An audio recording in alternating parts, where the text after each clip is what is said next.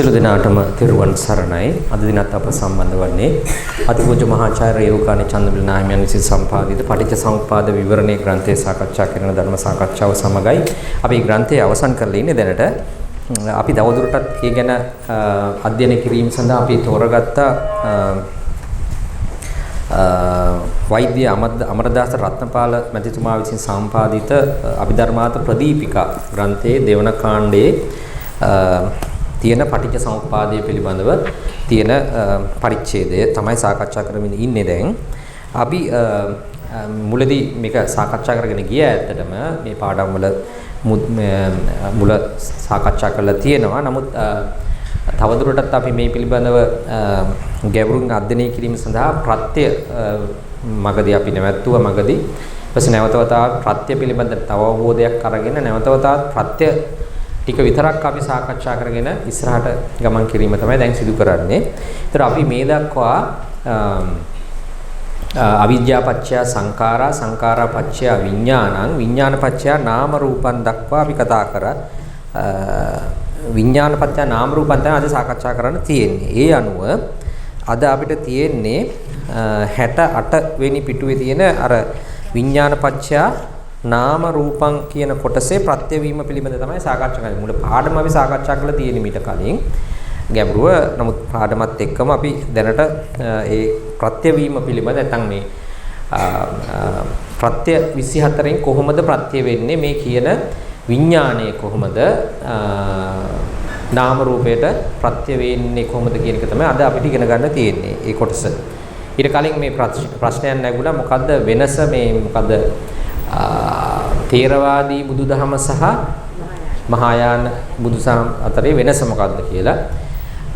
එතකොට අපිට මේ බොහෝ ශාස්ත්‍රීයව අපි කරුණු හොයාගෙන ආවේ නේ. අපේ දැනුමේ හැටියට දැන් මේ අවස්ථාවේ අපිට ඉදිරිපත් වුණු ප්‍රශ්නයක් නේ. අපි දැනට තේරෙන විදිහට අපිට ඒකට උත්තරයක් දෙන්න පුළුවන්.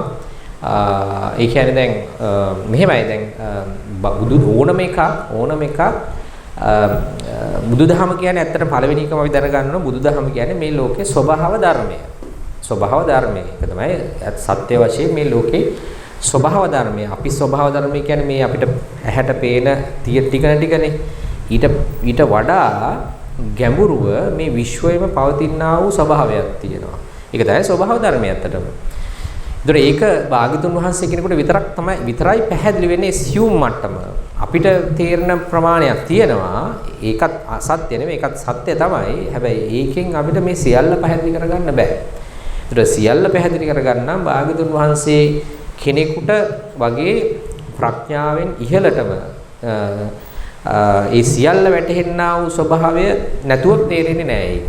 ඒ මේ නවීන විද්‍යාවට අපි පරීක්ෂණ සහ ඒව කරලා ඒ වගේ අධ්‍යයනය කරලා මට්ටම වුණත් අරට ඒ මට්ටම තේරුම් ගන්න බෑ. ඒකට මේක ලෝකේ ස්වභාවය තමයි සත්‍ය ස්වභාවය නැත්තම් ස්වභාව ධර්මය තමයි ඇත්තටම බුදුදහම කියලා කියන්නේ. නමුත් එහෙම දහමක් භාගතුන් වහන්සේ දේශනා කරනවා. නමුත් මේක කාලයෙන් කාලයට මේකත් එක්ක අසත්‍ය වූ දේවලුත් ආගම් විදියට යෙදෙනවා. ආගම් විදියට යෙදලා තියෙන බොහෝ වෙලාවට මේවා මේ භාවිතා කරලා තියෙනවා විවිධ විදියට පාලකයන් නීතිය වගේම ඉස්සර පාලකයන් නීතිය වගේම මේ ආගමත් මිනිසුන් පාලනය කිරීම නැත්නම් සමාජය පාලනය කිරීම සඳහා භාවිතා කරලා තියෙනවා. විවිධ උපාය උපක්‍රම දැන් තියෙනනේ විවිධ උපායන් තියෙනනේ කරන්න. නීතිය විතරක් එකක් තමයි නීතිය කියලා කියන්නේ. ඒකට ඒ වගේදී ඒකෙදී විවිධ ආගම් බිහි වෙනවා. ඒ වගේම දැන් මේකට සාමාන්‍ය මට්ටමට තේරෙන්නේ නැහනේ. හැම කෙනා භාග්‍යතුන් වහන්සේ කෙනෙකුට ඇරෙන කාටවත් තේරෙන්නේ නැහැ මේක. ස්වභාවය කොහොමද ලෝක ස්වභාවය පවතින්නේ කොහොමද? නැවත ඉපදෙනවද නැද්ද? ලෝකය තව කොච්චර ප්‍රමාණයක තියෙනවද?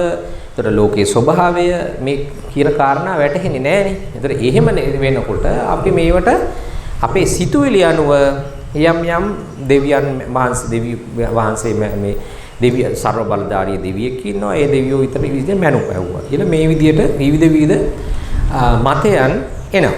ඒතර එහෙම අනුව තවත් ආගම් බිහි වෙනෝනේ. ඒතර අන්නේ ආගම් වල තියෙන දේවලුත් බුදුදහමට මිශ්‍ර වෙනවා. හරිද? මූලිකව මහායාන කියන එක එන්නේ පසු කාලීන වෙන්නේ Hindu ආගමත් එක්ක මේක මිශ්‍ර වෙනවා. මිශ්‍ර වෙලා ඇත්තටම මේකේ වෙන්නේ දැන් තමාට වාසි විදියට මේවා අර බුදුදහමට වෙන කෑලි ඔබව ගන්නවා. විශේෂයෙන් මේකට එන්නේ Hindu ආගමෙන්. Hindu ආගම පසු කාලිනව බිහි වෙනවා. ඒකෙන් කෑලි මේකට එකතු වෙනවා. එකතු වෙලා වෙනත් පිළිවෙලකට යනවා මේක. අන්න ඒ වගේ ඒක තමයි මහායාන කිව්වේ. හරිද? ථේරවාදී කියලා කියන්නේ පැරණි බුදුදහම කියන එක.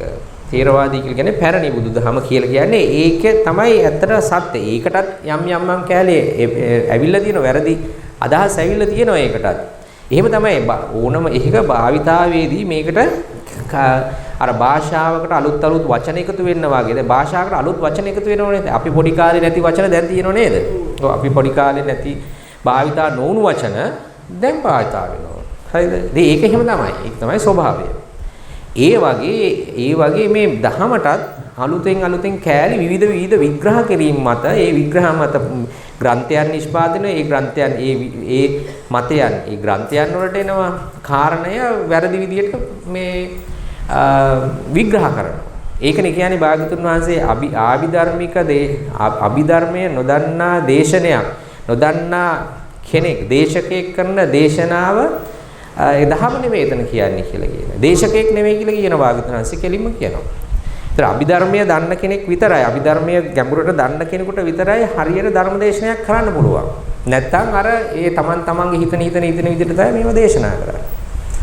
හරිද? මට මතකයි මේ පන්සලේම සෝවාන් වෙන්න නම් සෝවාන් කෙනෙක්ගෙන් ලබා ගන්න ඕන කියුණා. මේ ධර්මදේශනේ කියන්නේ මේ ධර්මාසලේ ඉඳගෙන ධර්මදේශනේ මේ කියන්නේ මේ. ඒ අර තමයි හිතන්නේ සත්‍ය නොදැනගෙන කියන්නේ. එහෙම තමයි වෙන්නේ. හරි?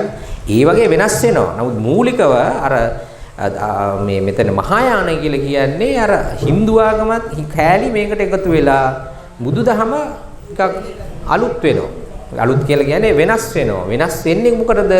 මොකක් හරි විවිධ වාසි තකාගෙන වාසි හේතු කරගෙන තමයි තමාට ඕන විදිහට ඒක හසුරුව ගන්න.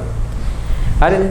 දැන් ස්වාමින් වහන්සේලාට බුලත් පිට කන්න ඕන වෙනකොට බුදුරජාණන් වහන්සේට බුලත් පූජා කරන දහත් පූජා කරන ගාතාවක් හදලා දහත් පූජා කරනවා. දැන් බුදුරජාණන් වහන්සේට දීලා තමන් බුලත් පිට කනවා.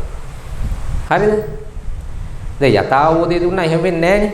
දැන් මේ පිළිවෙත දැන් වෙනස් කරගන්න බෑ. කොච්චර කිව්වත් වෙනස් කරගන්න බෑ. දැන් බලන්න කොච්චර මේකට ඇවිල්ලා තියෙනවද කියලා. වැරදි පිළිවෙත්. නේද? ඒ තමන්ගේ දරුවට තමන්ගේ ස්වාමියා බුලත් පිට කරනවා නම් බිරිඳ බුලත් පිට කරනවා නම් දරුවා බුලත් පිට කරනවා නම් ඒකට එපා කියනවා. හැබැයි බුලත් පිට ගිහිල්ලා බුදුරජාණන් වහන්සේට පූජා කරනවා. හරි නේද? ඒක හරිද? ඒක වැරදි. ඇයි ඒක තේරුම් ගන්න බැරි? තේරුම්ද මම මේ කියන්නේ මම මේ අපේ ප්‍රායෝගික උදාහරණ වලින් මේ වෙනස් වීම පෙන්නුවේ මේ. ඉතින් ඒ වගේ තවත් හීනයාන කියලා විවිධ කොටස් එකතු වෙලා විවිධ ඒ කාලේ හිටපු ඒ භික්ෂුන් වහන්සේලා තමයි ඒ ශාසනයට එකතු වෙලා ඒගොල්ලයි වාසියට විවිධ ඒවා හරව ගන්නවා. හරි දැන් අය කටින හදාගත්තා වගේ තමයි. දැන් ඒකට සමහරලාට කටිනය මුදල් එකතු කරන්න මාර්ගයක් කරගෙන තියෙනවා. ඒකට ඇත්ත. ඉතින් මේව ඇත්ත කතා කරන්න එපායි. හරිද? මුදල් උපයන මාර්ගයක් කරගෙන තියෙනවා. දැන් බුදුදහම තොරන් ගහලි වෙලා පන්සලේ ඇතුලේ කානිවල් කරන්න අවස්ථාවක් කරගෙන තියෙනවා. ඒ තමන්ට ඕන විදිහට බුදුදහම හරලා. එහෙම එකක් බුදුරජාණන් වහන්සේ කියලා නෑනේ. නේද? පෙරහැර කරවලා ඒකෙන් මුදල් උපයන්න ක්‍රමවේදයක් හදාගෙන තියෙනවා. දැන් මේව බුදුදහම ඇතුලේව නෙවෙයි මේවා. හරිද? ඉතින් ඒ වගේ එකක්. ඒ වගේ වෙනස් වෙනවා මේක තමයි හැටි. තමන්ගේ අවශ්‍යතාවය අනුව මේක වෙනස් කරගන්න. අන්න එහෙම මෙහෙම බෙදිලා ගිහිල්ලා තියෙනවා. ඒක ඒ වගේ එකක් තමයි මහායාන කියලා කියන්නේ. ථේරවාදී කී ඇතුලේ තියෙන සමහර වැරදි පිළිවෙතුත් තියෙනවා. නෑ අභිධර්මයේ කියලා කොටස් ඒ දෙකේම තියෙනවා. දැන් මේ මුළු දහම තියෙනවනේ. ඒ දහමම අරගෙන දහමේ කොටස් වෙනස් වෙලා තියෙනවා. ඒ ඕන විදිහට වෙනස් කරගෙන. දැන් මම කිය උදාහරණ වෙනස් කරගත්ත විදි තමයි මම මේ කිව්වේ ප්‍රායෝගික අපි භාවිතාවේදී. අභිධර්මය ඒකටයි තිය නෑ ඒකේ කොටසක් නෙමෙයි කියලා. එහෙම නෙමෙයි. සමහර ඒවා තියෙනවා මහායානයේ වෙනම සූත්‍ර තියෙනවා. දැන් මේ ඒක වෙනම හදාගෙන තියෙනවා ඒවා. එහෙම හදාගෙන තියෙනවා. සමහර සූත්‍ර තියෙනවා එහෙම හදාගෙන තියෙනවා. ඔය මට මතක විදියට මම හිතන්නේ දඹදිව මේ ගියපු අය දකින්න ඇති එක්තරා ඒක තියෙන්නේ මම හිතන්නේ ගිජ්ජකූට පර්වතයේට එහා අනිත් පර්වතේ එකත් එක තියෙන පර්වතේ නෑ දුංගේශ්වරි නෙමෙයි මට නම් මතක් වෙන්නේ. ඒකේ තියෙනවා ඒක මහායානයේ විතරක් තියෙන සූත්‍රයක් දේශනා කරපු ස්ථානයක් කියලා සලකපු ස්ථානයක්. අර සාමචෛත්‍ය තියෙන මොන පර්වතයේද? නෑ ගිජ්ජකූට පර්වතයේ අනිත් පර්වතේ. ඒ පර්වතේ නම් මතක් වෙන්නේ නෑ. ගිජ්ජ පර්වත තියෙනවා එතන පහක් තියෙනවනේ නේ. පහක් වට කරගෙන තියෙන්නේ. කියන්නේ මොකද්ද? ඒ මේ රාජගිරි මොකද?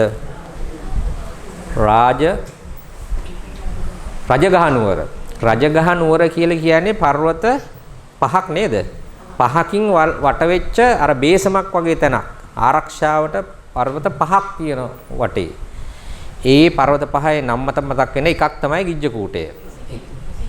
ඔව් ඉසිගිලි පර්වතයයි ගිජ්ජකූටයයි වේබාරනේ. වේබාර පර්වතයේ මම හිතන්නේ උද තමයි තියෙන්නේ ඔය මේ සාමචෛත්‍යය. මට මතක විදියට මට හරියට ඔක්කොම ටික මතක් වෙන්නේ නැහැ දැන්. ඒතර ඒකේ තියෙනවා ඉදි කරලා තියෙනවා මට නම මේ සූත්‍රයේ නම් මතක් වෙන්නේ නැහැ. එක්තරා ස්ථානයක් තියෙනවා ඒ සූත්‍රයේ භාගතුන් වහන්සේ විසින් ඒ සූත්‍රය දේශනා කරපු ස්ථානය කියලා.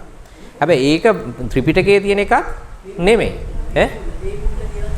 ඔව් වේපුල්ල මට ඔක්කොම ටික මතක් වෙන්නේ නැහැ දැන්. මම මේ නිකන් කිව්වේ දැන් එහෙම ඒව එකතු වෙලා තියෙනවා. එහෙම ඒවා එහෙම වෙනවා. ඉතින් ඒක තමයි ස්වභාවය. මේ භාවිතාවත් සහ තමාගේ තමාට ඒ අවස්ථානුකූලව යෙදෙන්නා වූ කාරණා අනුව තමයි මේක වෙනස් කරගන්නවා.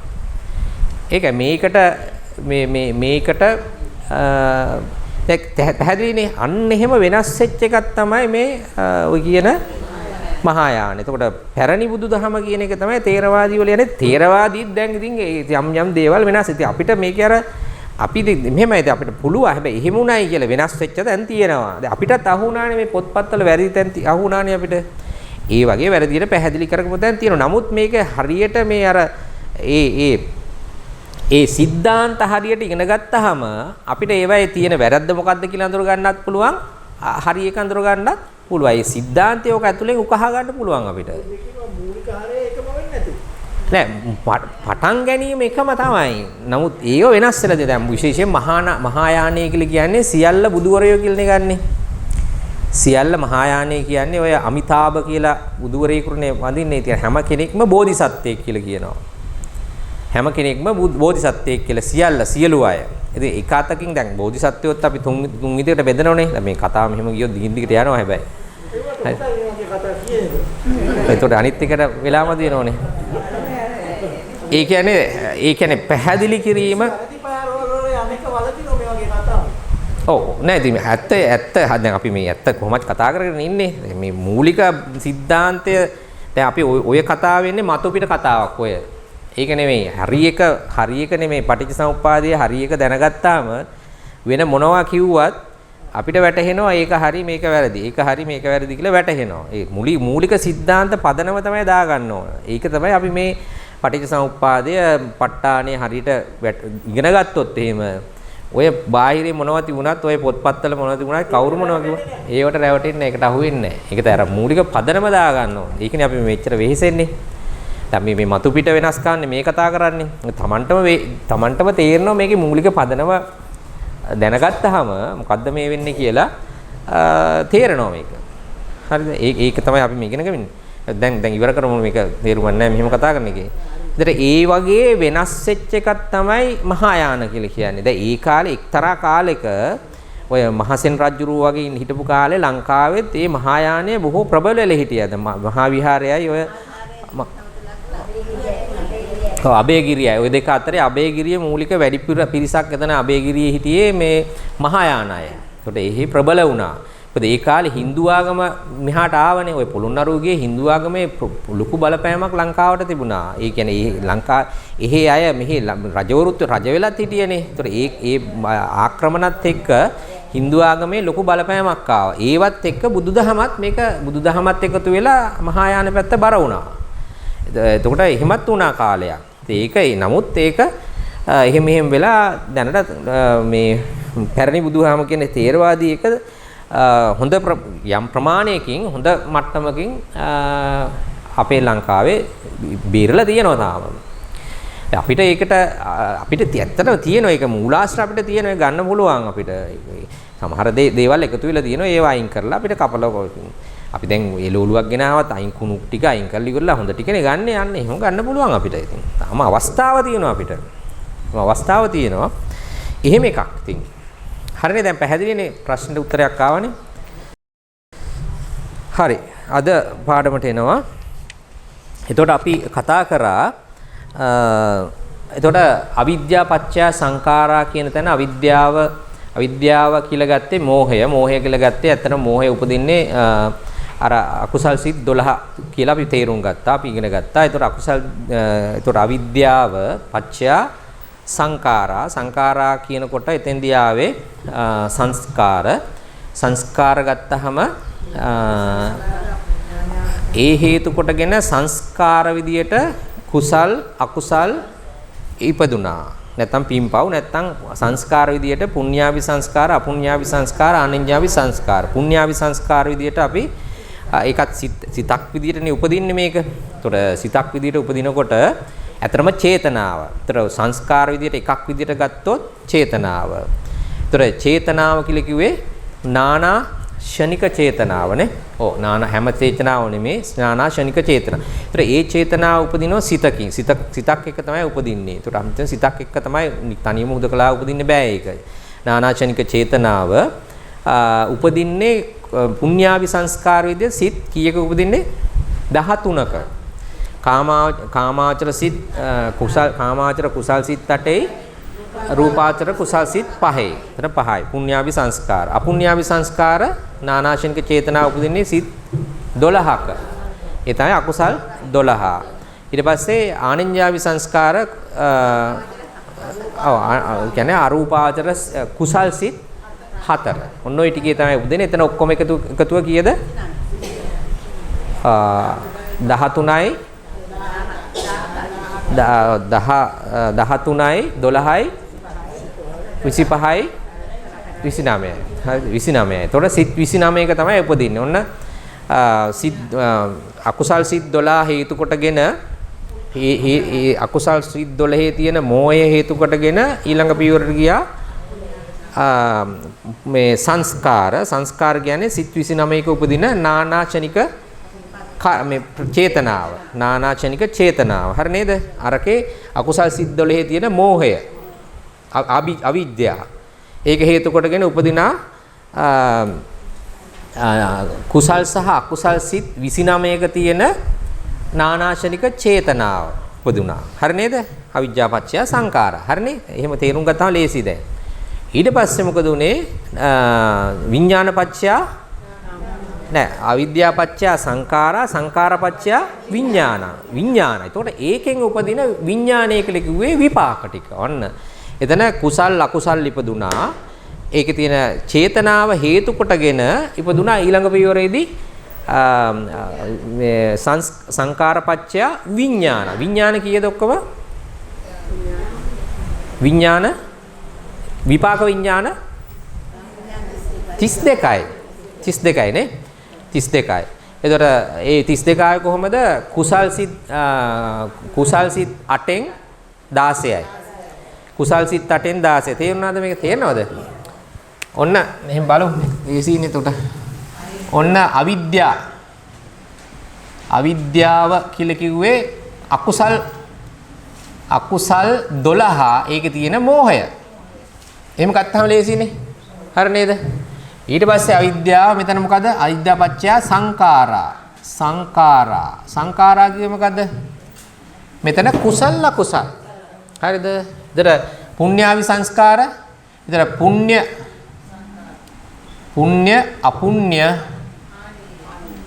අපුණ්‍ය ආනෙන්ජනේ. ඒතර පුණ්‍ය 13යි අපුණ්‍ය 12යි ආනෙන්ජ 4යි. ඔහොමනේ ආවේ. හරිද? ඒකේ තියෙන චේතනාව. මේකේ තියෙන චේතනාව. මේ සිත්වල තියෙන චේතනාව. හරිනේ? ඔහොම මතක තියාගත්තා ලේසි. දැන් මේක තේරෙනවද මෙහෙම කිව්වම? මෝහය. ඒතර අවිද්‍යාපච්චය සංඛාරා කිව්වේ මේකේ තියෙන මෝහය, මේ අවිද්‍යාව කිව්වේ මෝහය, සංඛාරා කිව්වේ මේකේ තියෙන චේතනාව. හරිද? චේතනාවනේ මේක කිව්වේ. සංඛාරකෝ චේතනාවනේ. පින්පව් කියන්නේ කුසල අකුසල කියන්නේ චේතනාවනේ. ඒ කියන්නේ නානාශනික චේතනාව. හරිද? ඒතර ඒ සංඛාරපච්චය විඥාන. විඥාන. විඥානං කිව්වේ මේකේ විපාකය. සංඛාරපච්චය විඥානයි. මේකයි දුන්නා මේකෙන් කුස විපාක උපදිනෝනේ. එතකොට ඒකෙන් පුණ්‍යාවි සංස්කාරය ගත්තාම ආයෙත් දෙකකට බෙදුවා 8යි 5යි කියලා දෙකකට බෙදුවා 8න් ආව 16ක් 5න් ආව 5ක් 12න් ආව 7ක් 4න් ආව 4ක් ඔක්කොම කීයද 32යි හරි නේද 32යි ඔන්න 32 විඥාන සංකාරපච්චය විඥාන හරිද විඥාන කිව්වේ මේ විපාක ටික මේ විපාක හරිද ඒ විපාක ආයත් ආකාර දෙකකින් එනවා. හරිද? විපාකාහම දෙකකින් එනවා ප්‍රතිසන්දි ප්‍රවෘත්ති කියලා. එතකොට 16න් ප්‍රතිසන්දි කීයක් එනවද? 9යි. 16න්ම එනවා ප්‍රවෘත්ති. හරිද? මෙතන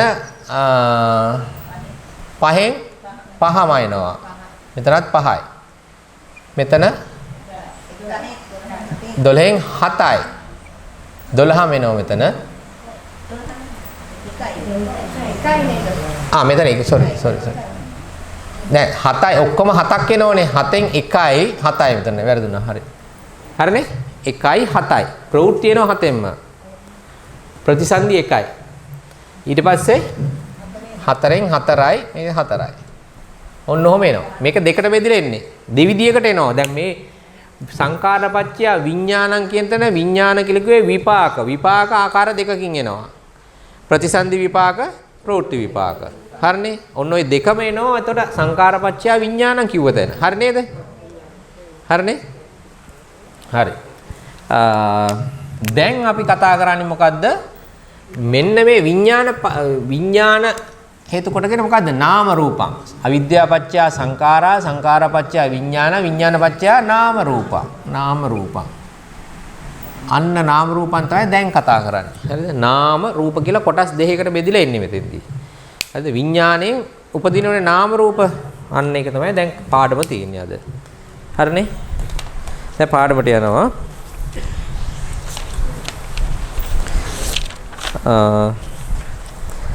68 පිටුව ප්‍රත්‍යවීමේ පටන් ගමු ප්‍රත්‍යවීම විපාක විඥාණය නාමයට නව පරිද්දකින්ද ප්‍රතිසන්දික්ෂණෙහි වස්තු රූපයට නව පරිද්දකින්ද වස්තු රූපය හැර අනිකුත් රූපයන්ට අට පරිද්දකින්ද ප්‍රත්‍ය අபிසංස්කාර විඥාණය කර්මජ රූපයට එක් පරිද්දකින් ප්‍රත්‍ය වේ ප්‍රථම භවංගාදී විඥාණය ඒ නාම රූපයන්ට සුදුසු පරිද්දෙන් ප්‍රත්‍ය වේ. තේරුණාද ඒක? විපාක විඥානය නාමයට නව පරිද්දකින් නව ආකාරයකින් ද ප්‍රතිසන්දික්ෂණේදී වස්තු රූපයට නව පරිද්දකින්ද වස්තු රූපය හැර අනිකුත් රූපයන්ට අට පරිද්දකින්ද ප්‍රත්‍ය වේ. හරිද? දැන් ඔන්න දෙකක් විදිහට අපිට කතා කරන්න ඕනේ මෙතෙන්දී. හරිද? මොකද දෙක විදිය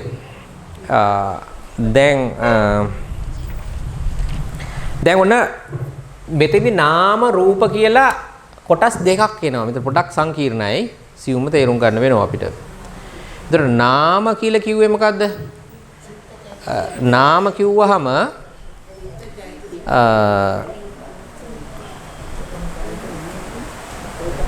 හරිද?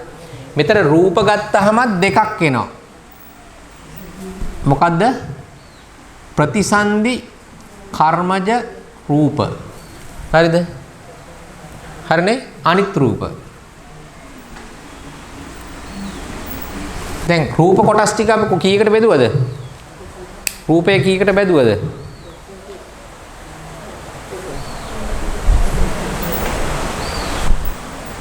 ඒ රූපේ 7කට බෙදුවනේ අපි. දැන් මේ සාකච්ඡාවේදී අපි රූපය 7කට බෙදුවානේ. 7කට බෙදුවේ කොහොමද? ප්‍රතිසන්දි කර්මජ රූප, ප්‍රවෘත්ති කර්මජ රූප, ඊට පස්සේ චිත්තජ රූප, චිත්තජ රූප, බාහිර රූප, ආහාරජ රූප 7කට බෙදුවනේ නේ. මොකද බලමු.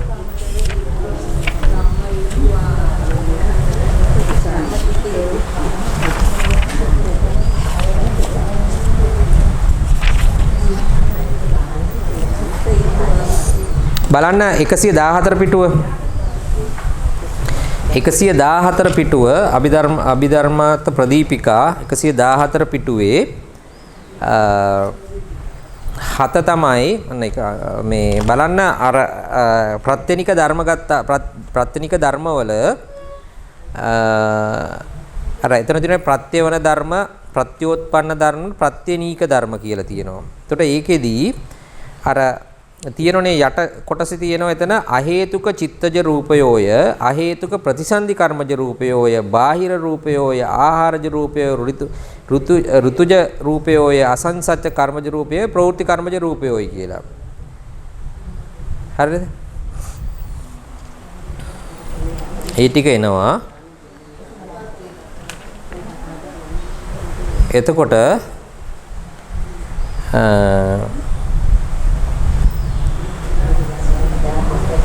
එතකොට එතන අහේතුක හේතුක කියන එක අපි මේ වෙනම දැන් චිත්තජ රූපයෝ දෙකකට බෙදලා ගන්න පුළුවන් අහේතුක සහේතුක කියලා. ඒ සිත් වර්ග දෙක අනුවනේ අහේතුකද සහේතුකද කියලා අපි බලන්නේ.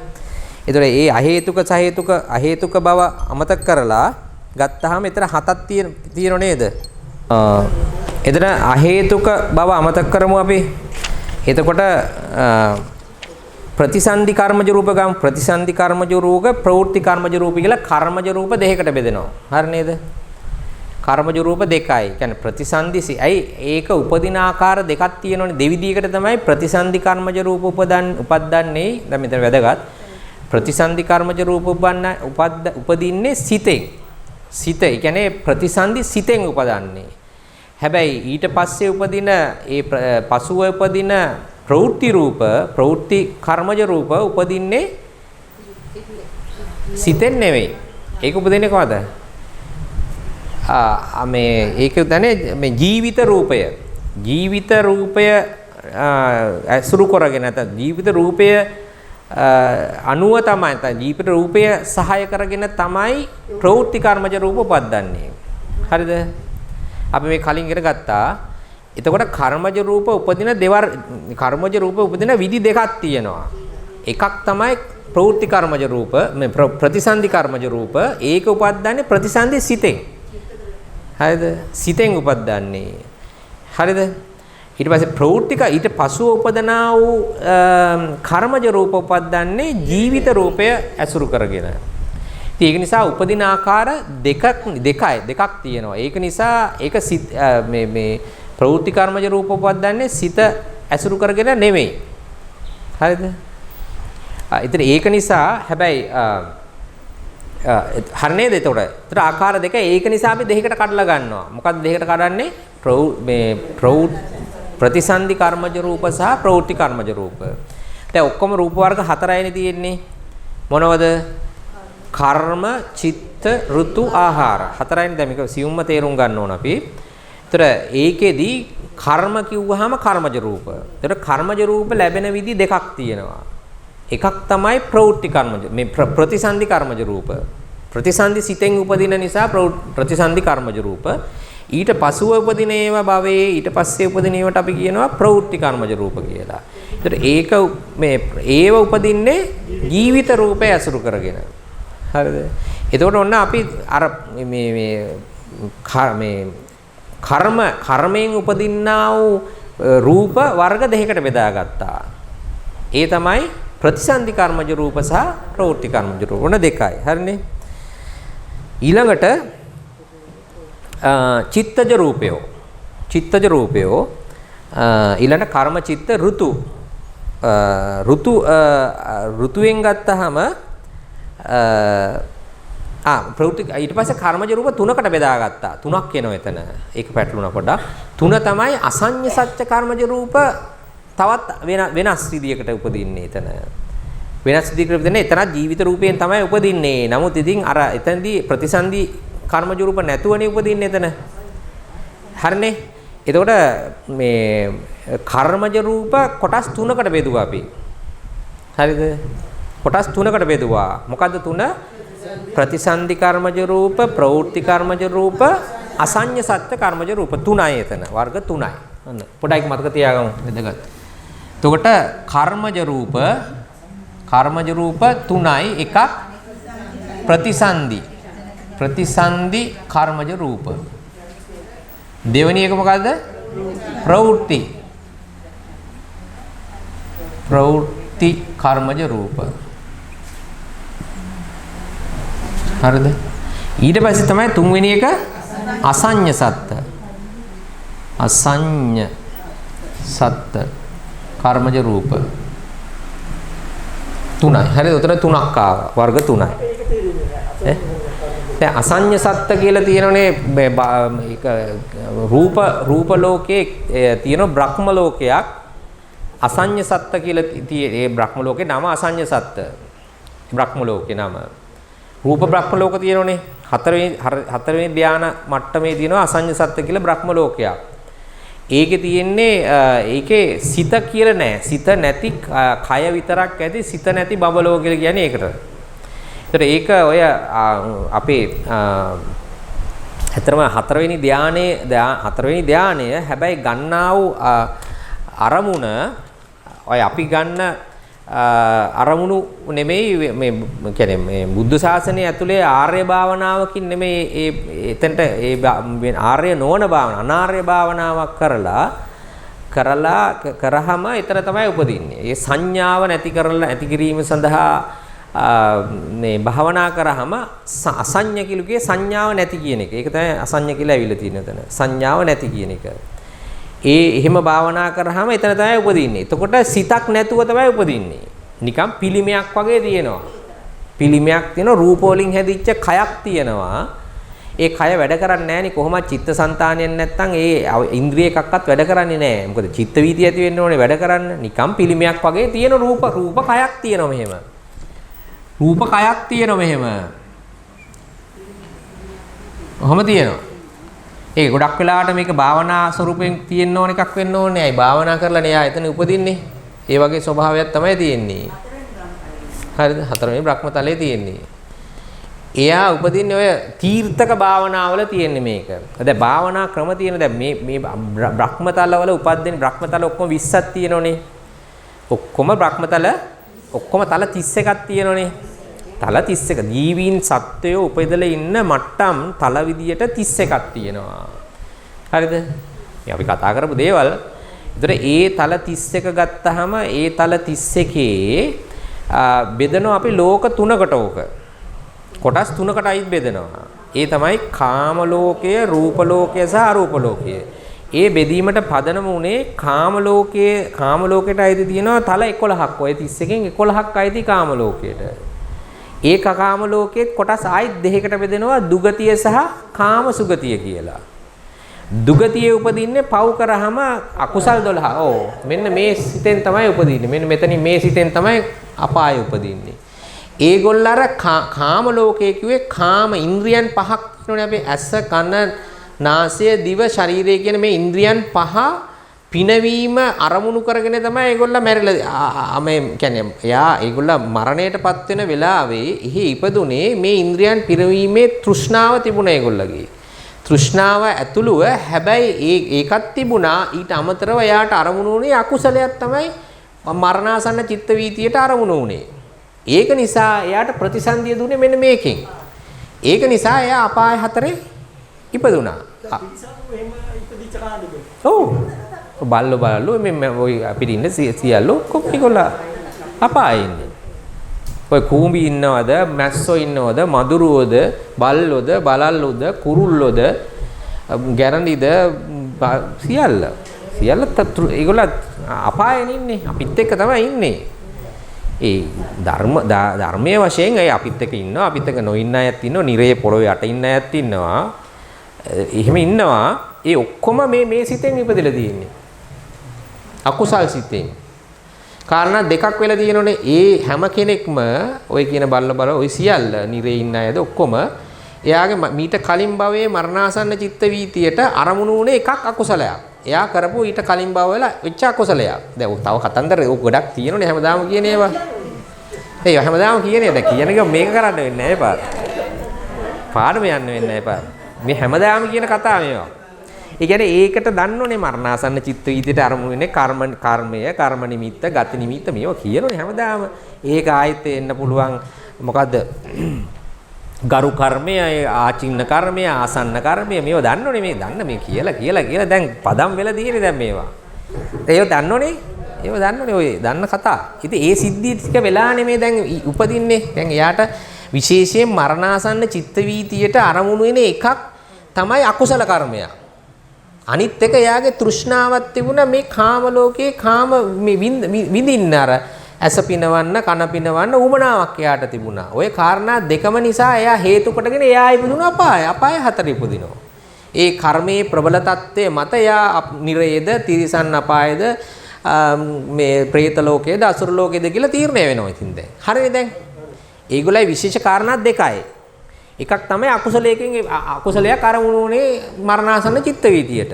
දෙවනි කාරණේ තමයි යාට උවණාවක් තිබුණා තෘෂ්ණාවක් තිබුණා කාම තෘෂ්ණාව යාට දුණා කාම තණ්හාව තිබුණා යාට. කාම තණ්හාව කිව්වේ මේ ඉන්ද්‍රියන් පහ පිනවීමේ කැමැත්ත. ඒතර අකුසලයක් අරමුණු වීමත් කාම තණ්හාව තිබීමත් හේතු කොටගෙන ඒ අය ඉපදුණා අනිරේ. නිරේ නෙවෙයි අපාය හතරේ. දැන් හරිද? හරිනේ. දැන් මේවා කියලා කියපු ඒවා මේ අලුත් ඒවා නෙමෙයි. සෑහෙන කියලා තියෙනවා මේවා. අයි කියන්නම්. දැන් මේවා ආයෙත් මේ මතක නොයන විදිහට වැටෙන්න ඕන මේ කොළුවට. හරිනේ? දෙවැනි එක තමයි අපි අයිති වෙන කොටස කාම සුගති අපි සහ දෙවියෝ දිව්‍ය ලෝක හයක් තියෙනෝනේ. ඒ ඇයි එහෙම ඉපදුනේ? ඒ දිව්‍ය ලෝකේ හයේ ඉන්න දිව්‍ය ලෝක තියෙන්නේ මේ අපිට උඩින් අහසේ තියෙන්නේ. මේ දිව්‍ය ලෝකය. හරිද? පේන්නේ නැහැ අපිට. ඒවා සියුම් ශරීරනේ තියෙන්නේ. පේන්නේ නැහැ. ගොඩක් උඩින් තියෙන්නේ. ඔය සූර්යයට ඒටත් එහා තියෙන්නේ. ඒතර සූර්යයා කියලා කියන්නේ ඒ සීමාව තමයි. එතකොට දැන් ඒ සීමාවේ දිව්‍ය ලෝක 6යි අපි මනුස්සල අපි මේ බිම හිටියට අපි මනුස්ස ලෝකේ අපි කාම සුගතියේ ඉන්නේ මේ. අපේ කලින් භවයේ මරණය වෙලාවේ මරණාසන්න වෙලාවේ අපිට අරමුණේ කුසල කර්මයක්. ඒ වගේම අපිට මුණාවක් තිබුණා මේ ආයතර ඉන්ද්‍රියන් පහ පිනවීමේ කාම තණ්හාව තිබුණා. කාම තණ්හාවක් තිබුණා අරමුණුනේ කුසලය. ඒක නිසා අපි ඉපදුනා කාම ලෝකේ. කාම සුගති. හරිද දැන්? හරිනේ. කාම සුගතිය ඉපදුනා. ඊට පස්සේ ඊට උඩින් තියෙන බ්‍රහ්ම ලෝක. බ්‍රහ්ම ලෝකත් දෙකකට බෙදන්න පුළුවන්. රූප බ්‍රහ්ම ලෝක සහ අරූප බ්‍රහ්ම ලෝක කියලා. රූප බ්‍රහ්ම ලෝක 16ක් තියෙනවා. අරූප බ්‍රහ්ම ලෝක 4ක් තියෙනවා. අරූප බ්‍රහ්ම තමයි උරින්ම තියෙන්නේ. දුරින්ම තියෙන්නේ මේ අරූප බ්‍රහ්ම ලෝකේ. හරිද?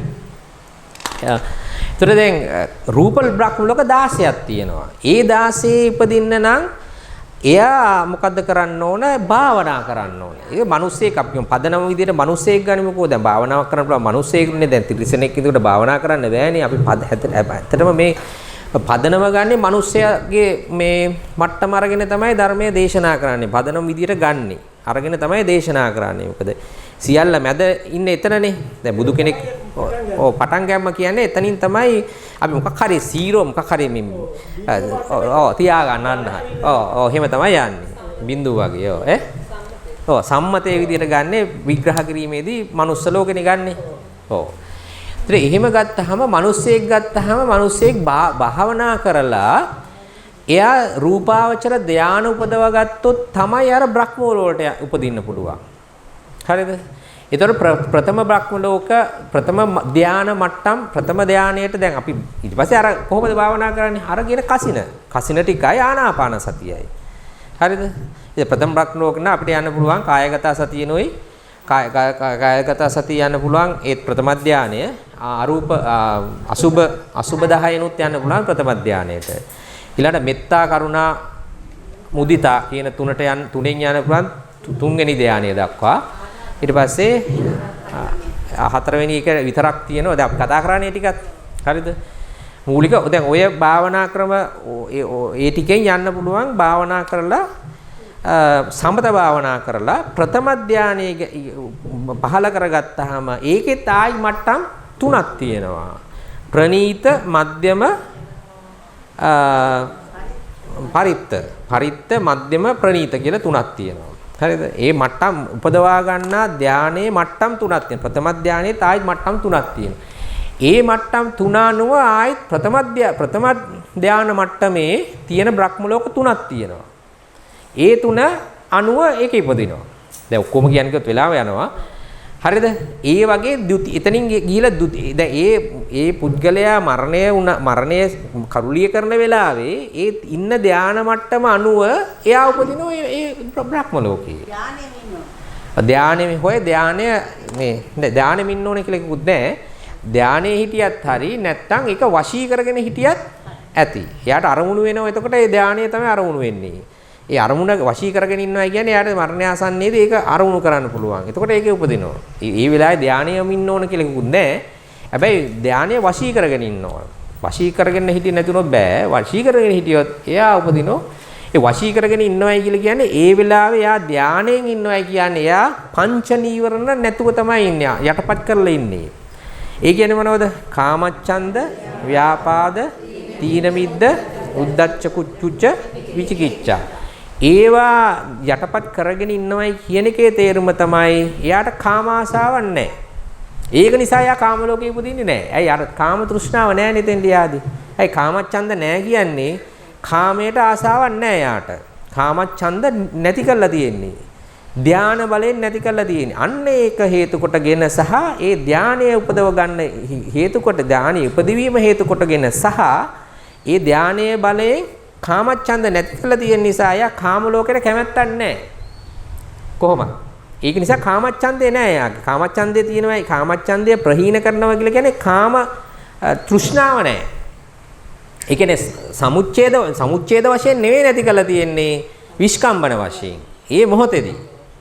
ඒතර ඒක නැති වෙන එක. ධානය වශී කරගෙන ඉඳීමෙන් සහ ධානයේ ඉඳීමෙන් මොකද කියන්නේ ඒ කාලය තුල එයා කාමච්ඡන්දේ නැහැ එයාට. ඒ නිසා එයා කාම ලෝකයේ උපදින්න කැමැත්තක් නැහැ. ඒක නිසා එයා ඒ අදාළ ධානයට අදාළ බ්‍රහ්ම ලෝකයේ උපදිනවා. අන්න ඒ වගේ තව ඔය අපි කිව්ව ධාන ඔය ආර්ය භාවනා ටික තමයි ඔය කිව්වේ අපි කියාගෙන ගියේ. ඊට අමතරව තව තියෙනවා තීර්ථක භාවනා කියලා. ඒ ආර්ය කියන්නේ බුදුරජාන් වහන්සේ දේශනා නොකරපු භාවනා ක්‍රම තියෙනවා. වෙනත් තීර්ථකයෝ. එහෙම භාවනාවක් තියෙන අසඤ්ඤ භාවනා කියන්නේ සංඥාව පිළිකුල් කරලා භාවනා කරනවා. ඒතර ඒක හේතු කොටගෙන එහෙම භාවනා කළා යාට යන්න පුළුවන් හතරවෙනි ධානය දක්වා. හතරවෙනි නැත්නම් පස්වෙනි ධානය. හතරවෙනි මට්ටමේ නම් හතර නැත්නම් පස්වෙනි ධානය. එහෙම එතෙන්ට භාවනා කරපු කෙනා එයා ඒ භාවනාවේ නැත්නම් ඒක වශී කරගෙන හිටපු කෙනා හරි ධානයෙම එයා හතරවෙනි ධානය පස්වෙනි ධානය දක්වා යන්න පුළුවන්. එහෙම ගිහිල්ලා එයා කලුරිය කරාම එයා උපදින්නේ මේ අසඤ්ඤ සත්‍යේ. ඒ හේතු කොටගෙන එයාගේ සිතක් නැතුව තමයි උපදින්නේ එයා. ධාන ලෝකයක බ්‍රහ්ම ලෝකයක ඉන්නේ. එයා කොහොමත් පස්වෙනි ධානයට යනවා කියන්නේ එයා කාම ලෝකයේ උපදින්නේ එයාගේ පංච නීවරණය නැති කරලා තියෙන්නේ. විස්කම්බන වශයෙන් පංච නීවරණ ඒ කියන්නේ කාමච්ඡන්දය නැහැ කියන්නේ කාම ලෝකයේ උපදින්නේ නැහැ නේ එයා. කාම ලෝකයේ උපදින්න කැමැත්තක් නැහැ එයාගේ. අයි කාමච්ඡන්දය විස්කම්බන වශයෙන් නැති කරලා නෙතිනේ සමුච්ඡේද නෙමෙයි විස්කම්බන වශයෙන් නැති කරලා තියෙන්නේ. ඒ කියන්නේ ඒ වෙලාවේ අරමුණු මරණය අරණ වෙලාවේ එයා විස්කම්බන වශයෙන් කාමච්ඡන්දයක් නැහැ එයාට. ඒක කාම තෘෂ්ණාව නැහැ. ඒක නිසා එයා කාම ලෝකෙ උපදින්නේ නැහැ. එයා උපදින්නේ අර කියන බ්‍රහ්ම ලෝකේ. දැන් එයාගේ කැමැත්ත මොකද්ද? සංඥාවක් නැතුව උපදින්න. එයා අරමුණු කරලා තියෙන්නේ සංඥාවක් නැතුව උපදින්න. ඒ සංඥාව උපදින්නේ කොහෙද? සිතකනේ. සිතකනේ. ඇයි? පස්ස වේදනා සංඥා. චේතන. එතෙ සිතක් නැතුවනේ උපදින්නේ වෙන්නේ දැන්. අන්න සිතක් නැතුව උපදිනවා. එයා උපදින. ඒතකොට රූපක් තියෙන කයක් තියෙනවා සිතක් නැහැ. හැමදාමත් ඉපදිලා ඒ කාලය තුළද එයාගේ ඒ ආයු කාලයක් තියෙනවා. මහා කල්ප මම හිතන්නේ 10 ඈ සිත මිස කය නැති බඹලෝ සතර කියන්නේ ඕකද? ඒ අනිත් එක සිත මිස කය නැති. ඒ කියන්නේ අරූපාවචර බ්‍රහ්මලෝක 4 ගැන. අරූපාවචර 4 යක අනිත් පැත්ත. ඒකේ සිත තියෙනවා කය නැහැ. මේකේ තියෙන ඒ විදාගම හඳුනා මොකක්ද මේකත් කියලා තියෙනවා. මේක කියන්නේ මොකද්ද? කය මිස සිත නැති බඹලෝව. මේ තියෙන්නේ කය මිස සිත නැති බඹලෝව. අරක සිත මිස කය නැති බඹලෝව. හරි නේද? දැන් ප්‍රශ්නේ උත්තරය ආවද? හරි. ඒක තමයි අසංඥ සත්‍ය කියන එක බ්‍රහ්ම ලෝකයක්. හරිද? ඒක අහේතුක උපතක් විදිහට තමයි ගන්න. අහේතුක උපතක් කියන්නේ අපි සහේතුක අහේතුක හේතු කතාව කියන්න වෙන්නේ හේතු කියන චෛතසිකේ යෙදෙන්න ඕන. හේතුද අහේතුද කියන්නේ. හරිද? මේකේ හේතු අහේතුක කියන්නේ සිතක් නැහැ. හේතු යෙදෙන්නේ සිතකනේ. සිතක් නැහනේ. ඉතින් අහේතුක තමයි කොහොමද හේතු නැහනේ. ලෝභ දෝෂ මොහ අලෝභ දෝෂ මොහ කොහොමද නැහැ. ලෝභ දෝෂ මොහත් එක්ක කොහොමද ප්‍රතිසංසිතක් උපදින්නේ නැහැ. අහේතුක සිත් 3යිනේ තියෙන්නේ. ප්‍රතිසන්දි 3යි තියෙන්නේ අහේතුක. මේකත් එක්ක එක මේක එකක්. මේක යෙදෙන්නේ නැහනේ හේතු කොහොමද සිතක් නැහනේ. ඊළඟට මෙන්න මේකයි මේක අහේතුක උපතක්. ඊට පස්සේ මේ 9 එකක් අහේතුකයි. ඒ කියන්නේ ලෝභ දෝෂ අලෝභ දෝෂ මොහ එක කොහොමත් මේ ප්‍රතිසන්දි සිත් උපදින්නේ නැහැ. අලෝභ දෝෂ මොහ විතරයි උපදින්නේ. ඒතර මේ තුනම නැතුව උපදිනවා. ඒකෙන් දෙකක් එක්ක උපදිනවා. ඒකෙන් තුනම එක්ක උපදිනවා. එකක් එක්ක උපදින්නේ නැහැ. මේ එකක්වත් නැතුව උපදිනවා. හරිද? ඔව්. හරිද? මෙතන මේ දෙකම එකක්වත් නැතුව උපදින්නේ. මේකෙන් එකයි මේකෙන් එකයි මේකයි ඒවයි හේතු නැහැ මොකද. ඒක නිසා ඒකට අහේතුක උපතක් කියලා කියනවා. දැන් හරිද පැහැදිලිද ඒ ටික? මේ හැමදාම කියන කතා මේවා. හරිද? මේ ඈ පැහැදිලිද ඇහෙනවද? ඒ අර මෙතන මේ සද්ද එහෙම වෙනකොට මේක වදිනකොට එන්නේ මම හිතා. හුලඟට එන්නේ හුලඟ ඇවිල්ලා මේකේ වදිනවා. දැන් හරියයි. හරි නේද? ඒක පැහැදිලි නේද? මේ වෙන පැත්තකට ගියා කතාව. හරි නේද? දැන් හරි. දැන් අපි කී හිටියේ මෙතන හරිනේ අසංඥ සත්ත්ව කතාවනේ ආවේ. දැන් හරිනේ අසංඥ සත්ත්ව කර්මජ. දැන් මෙයාගේ උපදින කර්මජ රූප වෙනත් ආකාරය වෙනස් නිසා මේ කර්මජ රූප පැහැදිලි කිරීමේදී ඒකත් වෙනම ගන්නෝ ඒක. හරිද? ඒක එතකොට කර්මයෙන් උපදින්නා වූ කර්මජ රූප ගත්තාම කර්මයෙන් උපදින වර්ග තුනකට බෙදලා ගන්න අපි. ඒ තුන තමයි මේ කිව්වේ. ඊට පස්සේ චිත්තජ රූප. චිත්තජ රූප. ඊළඟේ තමයි චිත්තජ රූප. අපි හතර වෙනම ගමු. චිත්තජ රූප. ඒක අපි එහෙම බෙදන්නේ නැහැ ඒක. ඒක ඕනනම් අහේතුක සහ සහේතුක බෙදන්න පුළුවන්. හේතු කාරණය හේතු යෙදෙනවද නැද්ද කියන සිත් සහේතුක අහේතුක කියලා සිත් වර්ග දෙකක් තියෙනෝනේ. ඒතකොට ඒක අනුව අපිට බෙදන්න පුළුවන්. නමුත් මෙතන බෙදලා තියෙනවා. නමුත් ඒක චිත්තජ රූප කියලා ගන්නවා. ඊළඟට බාහිර ආහාරජ ඍතුජ. හරිද? බාහිර ඔව්. එතන පහ බාහිර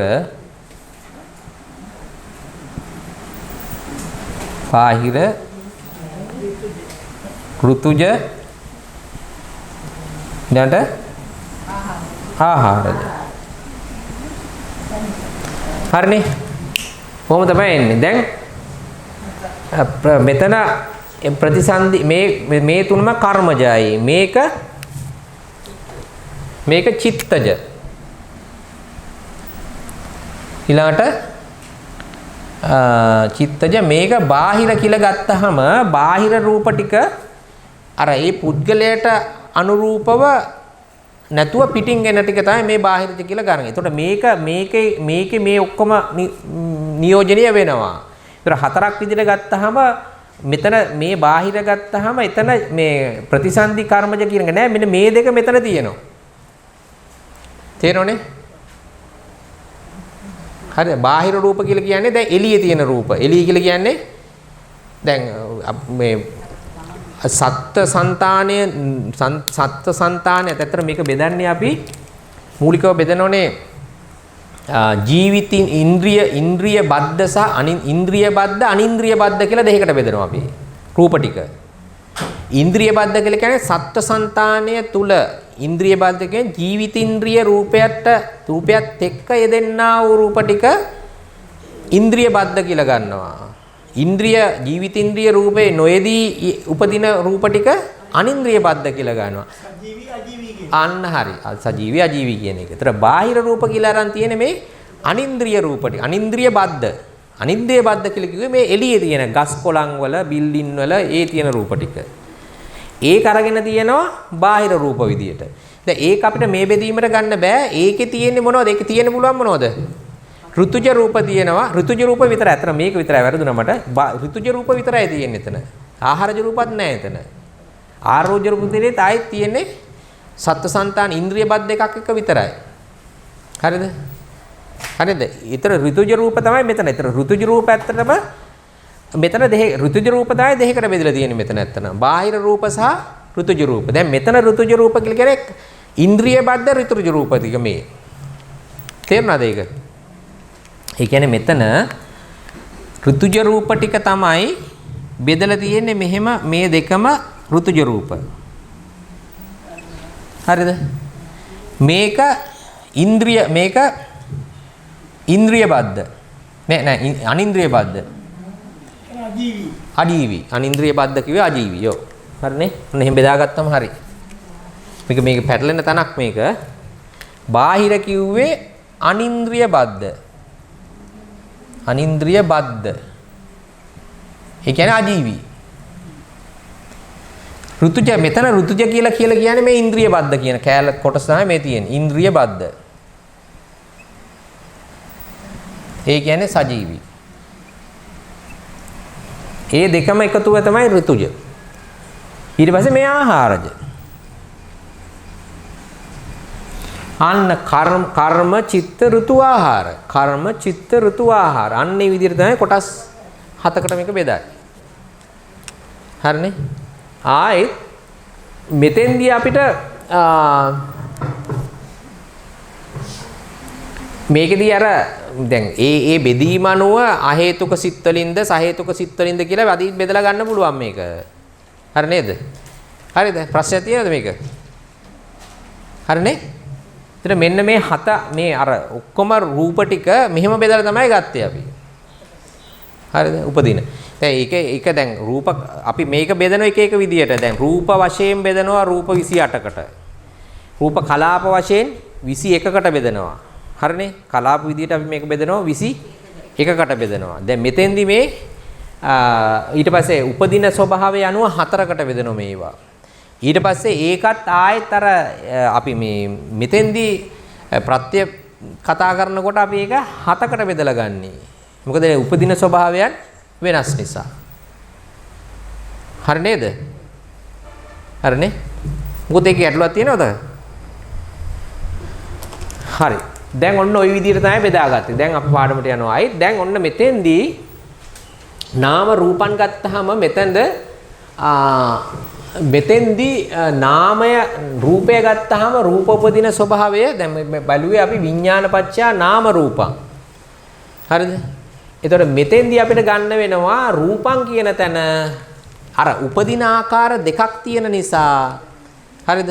දැන් මෙතෙන්දී පැහැදිලිවම අපිට ගන්න වෙන්නේ කර්මජ රූප ටික විතර. අනිත් කාරණේ මෙතන තේරුම් ගන්න ඕන. මෙතෙන්දී මේ ඉතුරු ටික කතාව එන්නේ නැහැ මෙතෙන්දී. ඇයි විඥානපච්චය නාම රූපන්නේ? විඥානය හේතු කොටගෙන උපදින්නේ කර්මජ රූපනේ. හරිද? මෙතෙන්දී වෙන්නේ. හරිද? ඒතර මේ දිගින් දිගට යන එකනේ මේ කතා කරන්නේ අපි. දැන් මේක හේතු කරගෙන මේක ඉපදුනා, ඒක හේතු කරගෙන මේක ඉපදුනා, මේක හේතු කරගෙන මේක ඉපදුනා. එතකොට මෙතන කර්මජ රූප ටික අපිට ගන්න වෙන්නේ.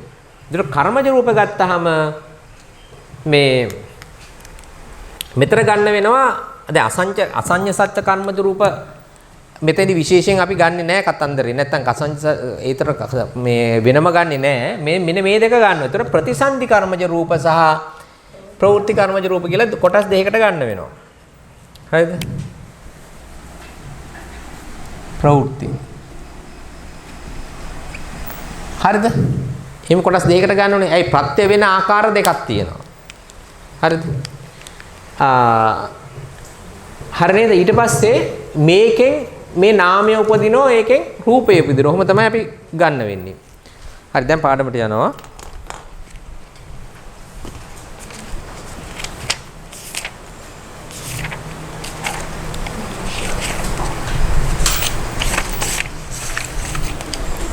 එතකොට විපාක විඥානයේ නාමයට නව පරිද්දකින්ද ප්‍රතිසන්දික්ෂණයේ වස්තු රූපයට නව පරිද්දකින්ද වස්තු රූපය හැර අනික් රූපයන්ට අට පරිද්දකින්ද ප්‍රත්‍ය වේ.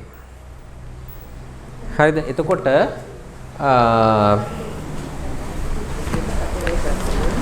ප්‍රතිසන්දි කර්මජ රූප ගත්තාම මොනවද තියෙන්නේ? ප්‍රතිසන්දි කර්මජ රූප ගත්තාම ආයිත් මේක කොහොමද වෙන්නේ? මේ කාම ලෝකයේ එන වෙන විදියයි රූප ලෝකයේ වෙන විදියයි අරූප ලෝකයට අදාළ නැහැ රූප ටික. මේ රූප ටික ගැන කතා කරන්නේ. අරූප ලෝකයට රූප අදාළ නැහැ.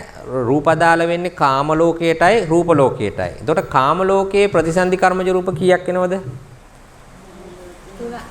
3යි. කලාප 3යි. කලාප 3යි. ඒ මොකද්ද?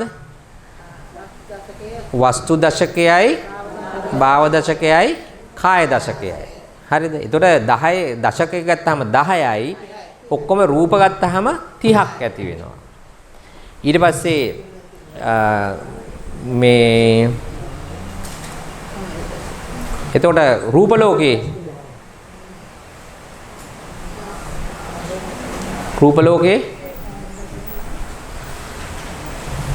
ඇයි ඕපපාතිකවනේ උපදින්නේ? ඇයි දැන් මේකේ මේ ආයතනයේ උපදීම් වර්ග 4ක් තියෙනවා. ඇයි උපදීම් වර්ග 4 අනුව වෙනස් වෙනවා. මේක ටිකක් සංකීර්ණයි මේ යන්නේ. උපදීම් වර්ග 4 මොකද්ද?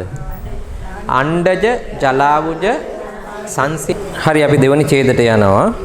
ප්‍රතිසන්දික්ෂණේහි හෝ ප්‍රවෘත්තික්ෂණේහි හෝ විපාක සංඛ්‍යාත වූ යම් නාමයක් රූපය හා මුසු වූ හෝ නොමුසු හෝ වේද ඒ නාමයට ප්‍රතිසන්දි කෘත්‍යයි නියුක්ත වූ හෝ අන්‍ය විපාක විඥානය තෙම සහජාත අන්‍යෝන්‍ය නිශ්‍රය විපාක ආහාරය ඉන්ද්‍රිය විප්‍රයුක්ත අස්ති අවිගත යන ප්‍රත්‍යශක්තියින්ගේ වශයෙන් නව පරිද්දකින් ප්‍රත්‍ය වේ. අයි බලමු ප්‍රතිසන්දික්ෂණෙහි හෝ ප්‍රවෘත්තික්ෂණෙහිදී දැන් කොහොමත් ප්‍රත්‍ය වෙන ආකාර දෙකක් තියෙනෝනේ. ප්‍රතිසන්දික්ෂණය සහ ඊට පසුව ප්‍රවෘත්තික්ෂණය දෙවයි මේ කියන්නේ. හෝ විපාක සංඛ්‍යාත වූ යම් නාමයක් හෝ විපාක සංඛ්‍යාත වූ යම් නාමයක් රූපය හා මුසු වූ හෝ නොමුසු වූ හෝ වේද. ඒ කියන්නේ නොමුසු වූ හෝ වේද කියන්නේ මොකද්ද? අරූප ලෝකේ කියන්නේ නොමුසු කියලා කියන්නේ මොකද්ද? අරූප ලෝකේ කතාව කියන්නේ රූපයක් හා මුසු හෝ නොමුසු කියලා කියන්නේ අරූප ලෝකේ. ඒ කියන්නේ මේ සියල්ලට සාධාරණව කියන්න ඕනනේ. ඒක තමයි මේ කියන්නේ. උතර රූපයක් වස්තු යම් වූ නාමයක් රූපය හා මුසු වූ හෝ ඔන්න විපාක සංඛ්‍යාත වූ විපාකය කියන්නේ ප්‍රතිසන්දි විපාකය නෙමේ. කියන්නේ ප්‍රතිසන්දි විපාක සහ ප්‍රවෘත්ති විපාක කියන විපාකයන් ඒක තමයි මේ කියන්නේ විපාකයන් රූපයක් හා මුසු කිව්ව තැන මොකද්ද කියන්නේ මේ කාම ලෝකයයි රූප ලෝකයයි. නොමුසු කියලා කියන තැන මොකද්ද කියන්නේ අරූප ලෝකය. එතකොට ලෝක තුන එතන කියන්නේ. හරිනේ? හරිනේ එතන. නොමුසු වේද ඒ නාමයට ඒ කියන්නේ විපාක විඥානය. විපාක විඥාන දෙකයි ප්‍රතිසන්දි විපාක විඥානය සහ ප්‍රවෘත්ති විපාක විඥානය. ඒ නාමයට ප්‍රතිසන්දි කෘත්‍යයි නියුක්ත වූ හෝ අන්‍ය විපාක විඥානය. එතකොට ප්‍රතිසන්දි දුන්නත් ප්‍රවෘත්ති දුන්නත් විපාකනේ. ඒ කියන්නේ මෙතෙන්දී මූලිකව ප්‍රතිසන්දි සිත සහ ඒකම උපදිනව නැවත වතාවක් භවාංග සිත සහ චුති සිත විදියට. හරිද? භවාංග සිතනේ වැඩිපුරම තියෙන්නේ. අරකමනේ උපදින්නේ. ඒකත් විපාකයක්නේ. ඒකත් විපාක. භවාංග සිත කියන්නේ මොකද්ද? විපාකයක්. හරිද? ඒතර කියන්නේ ප්‍රතිසන්දි සිත වෙන් කරලා පෙන්නනවා. මෙතන ප්‍රතිසන්දි සිතේ විශේෂ කෘත්‍යයක් එතන තියෙන නිසා එතන කියනවා ප්‍රතිසන්දි එක හෝ ඊට පස්ව උපදින භවාංග සිත සහ වෙනත් විපාකයන්.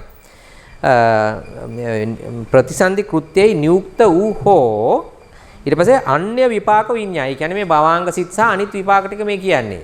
හරිද? ප්‍රවෘත්ති විපාක ටික. හරිනේ? විපාක තෙම මෙන්න මේ ආකාරය මොනවද? සහජාත අන්‍යෝන්‍ය නිශ්‍රය විපාක ආහාරය ඉන්ද්‍රිය විප්‍රයුක්ත අස්ති අවිගත යන ප්‍රත්‍ය ශක්තියින්ගේ වශයෙන් නව පරින්දකින් ප්‍රත්‍ය වේ කියලා පොදුවේ කියනවා. පොදුවේ කියනවා. හරිනේ? එතකොට අපිට මේ හරිනම් මේවා නම කියනකොටම කොහොමද ප්‍රත්‍ය වෙන්නේ කියලා ඔලුවට එන්න ඕන. තාම මේ ප්‍රමාණයට අපිට ප්‍රත්‍ය මදි නේද? එහෙම එන්නේ නැහැ නේද? මදි. තව දැන් සහජාත කියනකොටම ටක් ගාලා ප්‍රවෘත්ති විපාක වලින් මේවා ලබලා දෙන්න ඕන. නෑ විපාක නිසා මේවා ඇති වෙනවයි කියන එක කියන්නේ. නෑ මෙහෙම කියන්නේ දැන් විපාක විදියට ආකාර දෙකකින් එනෝනේ. ප්‍රතිසන්දි සහ ප්‍රවෘත්ති විපාකනේ. අර කලින් සංකාරපච්චය විඥානපච්චය නාම රූපක් ගැන කතා කරන්නේ මේ.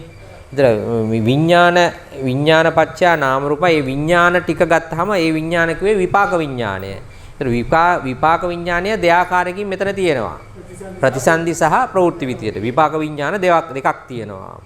ඒ දෙකෙන්ම සමහර විටක මේ රූප උපද්දලක් දෙනවා රූප නොඋපද්දන අවස්ථාවක් තියෙනවා අරූප ලෝකේ. ඒතර ඒ අවස්ථාවලදී මෙන්න මේ ආකාරයෙන් මෙන්න මේ පොදු විදියට රූපේ ඉපැද්දුවත් නැති වුණත් ඒකෙන් දෙන නාම රූපයන්ට පොදුවේ කියන්නේ නාම රූපයන්ට ඒ කියන්නේ විඥානපච්චය නාම රූපං. ඒතර විඥානය හේතු කොටගෙන ඔය කියන විපාක විඥානය හේතු කොටගෙන උපද්දලා දෙන්න නාම රූප වලට ආකාර කීයකින් ප්‍රත්‍ය වෙනවද? නම ආකාරයෙන් ප්‍රත්‍ය වෙනවා කියලා කියන්නේ. පොදුවේ කියන්නේ මේ. හරිනේ?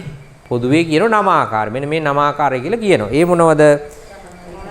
සහජාත අන්‍යෝන්‍ය නිශ්‍රය විපාක ආහාර ඉන්ද්‍රිය විප්‍රයුක්ත අස්ති අවිගත යන ප්‍රත්‍ය ශක්තියින්ගේ වශයෙන් නව පරිද්දකින් ප්‍රත්‍ය වේ. හරිද? ඉතින් මෙතෙන්දී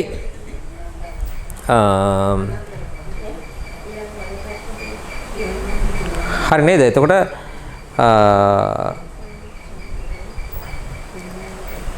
සහජාත අන්‍යෝන්‍ය නිශ්‍රය විපාක ආහාර ඉන්ද්‍රිය විප්‍රයුක්ත අස්ති අවිගත යන ප්‍රත්‍ය ශක්තියින්ගේ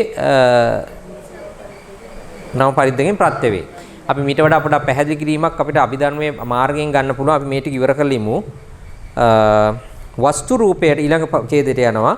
වස්තු රූපයට ප්‍රතිසන්දික්ෂණේදී විපාක විඥානයේ තෙම වස්තු රූපය අන්න විශේෂයෙන් කියනවා එතෙන්දී වස්තු රූපයට ඒකත් එක්ක උපදින වස්තු රූපයට ප්‍රතිසන්දික්ෂණේහි වූ විපාක විඥානයේ තෙම ඒ කියන්නේ ප්‍රතිසන්දිසිත විකාන්තෙම මෙන්න මේ ආකාරයෙන් වස්තු රූපයට ප්‍රත්‍ය වෙනවා කියලා කියන්නේ මේ ප්‍රතිසන්දිසිත වස්තු රූපයට මෙන්න මේ ආකාරයෙන් ප්‍රත්‍ය වෙනවා නම ආකාරයකින් මොකද්ද සහජාත අන්‍යෝන්‍ය නිශ්‍රය විපාක ආහාරය ඉන්ද්‍රිය විප්‍රයුක්ත අස්ති අවිගත යන ප්‍රත්‍ය ශක්තියින්ගේ වශයෙන් නව පරිද්දකින් ප්‍රත්‍ය වෙනවා.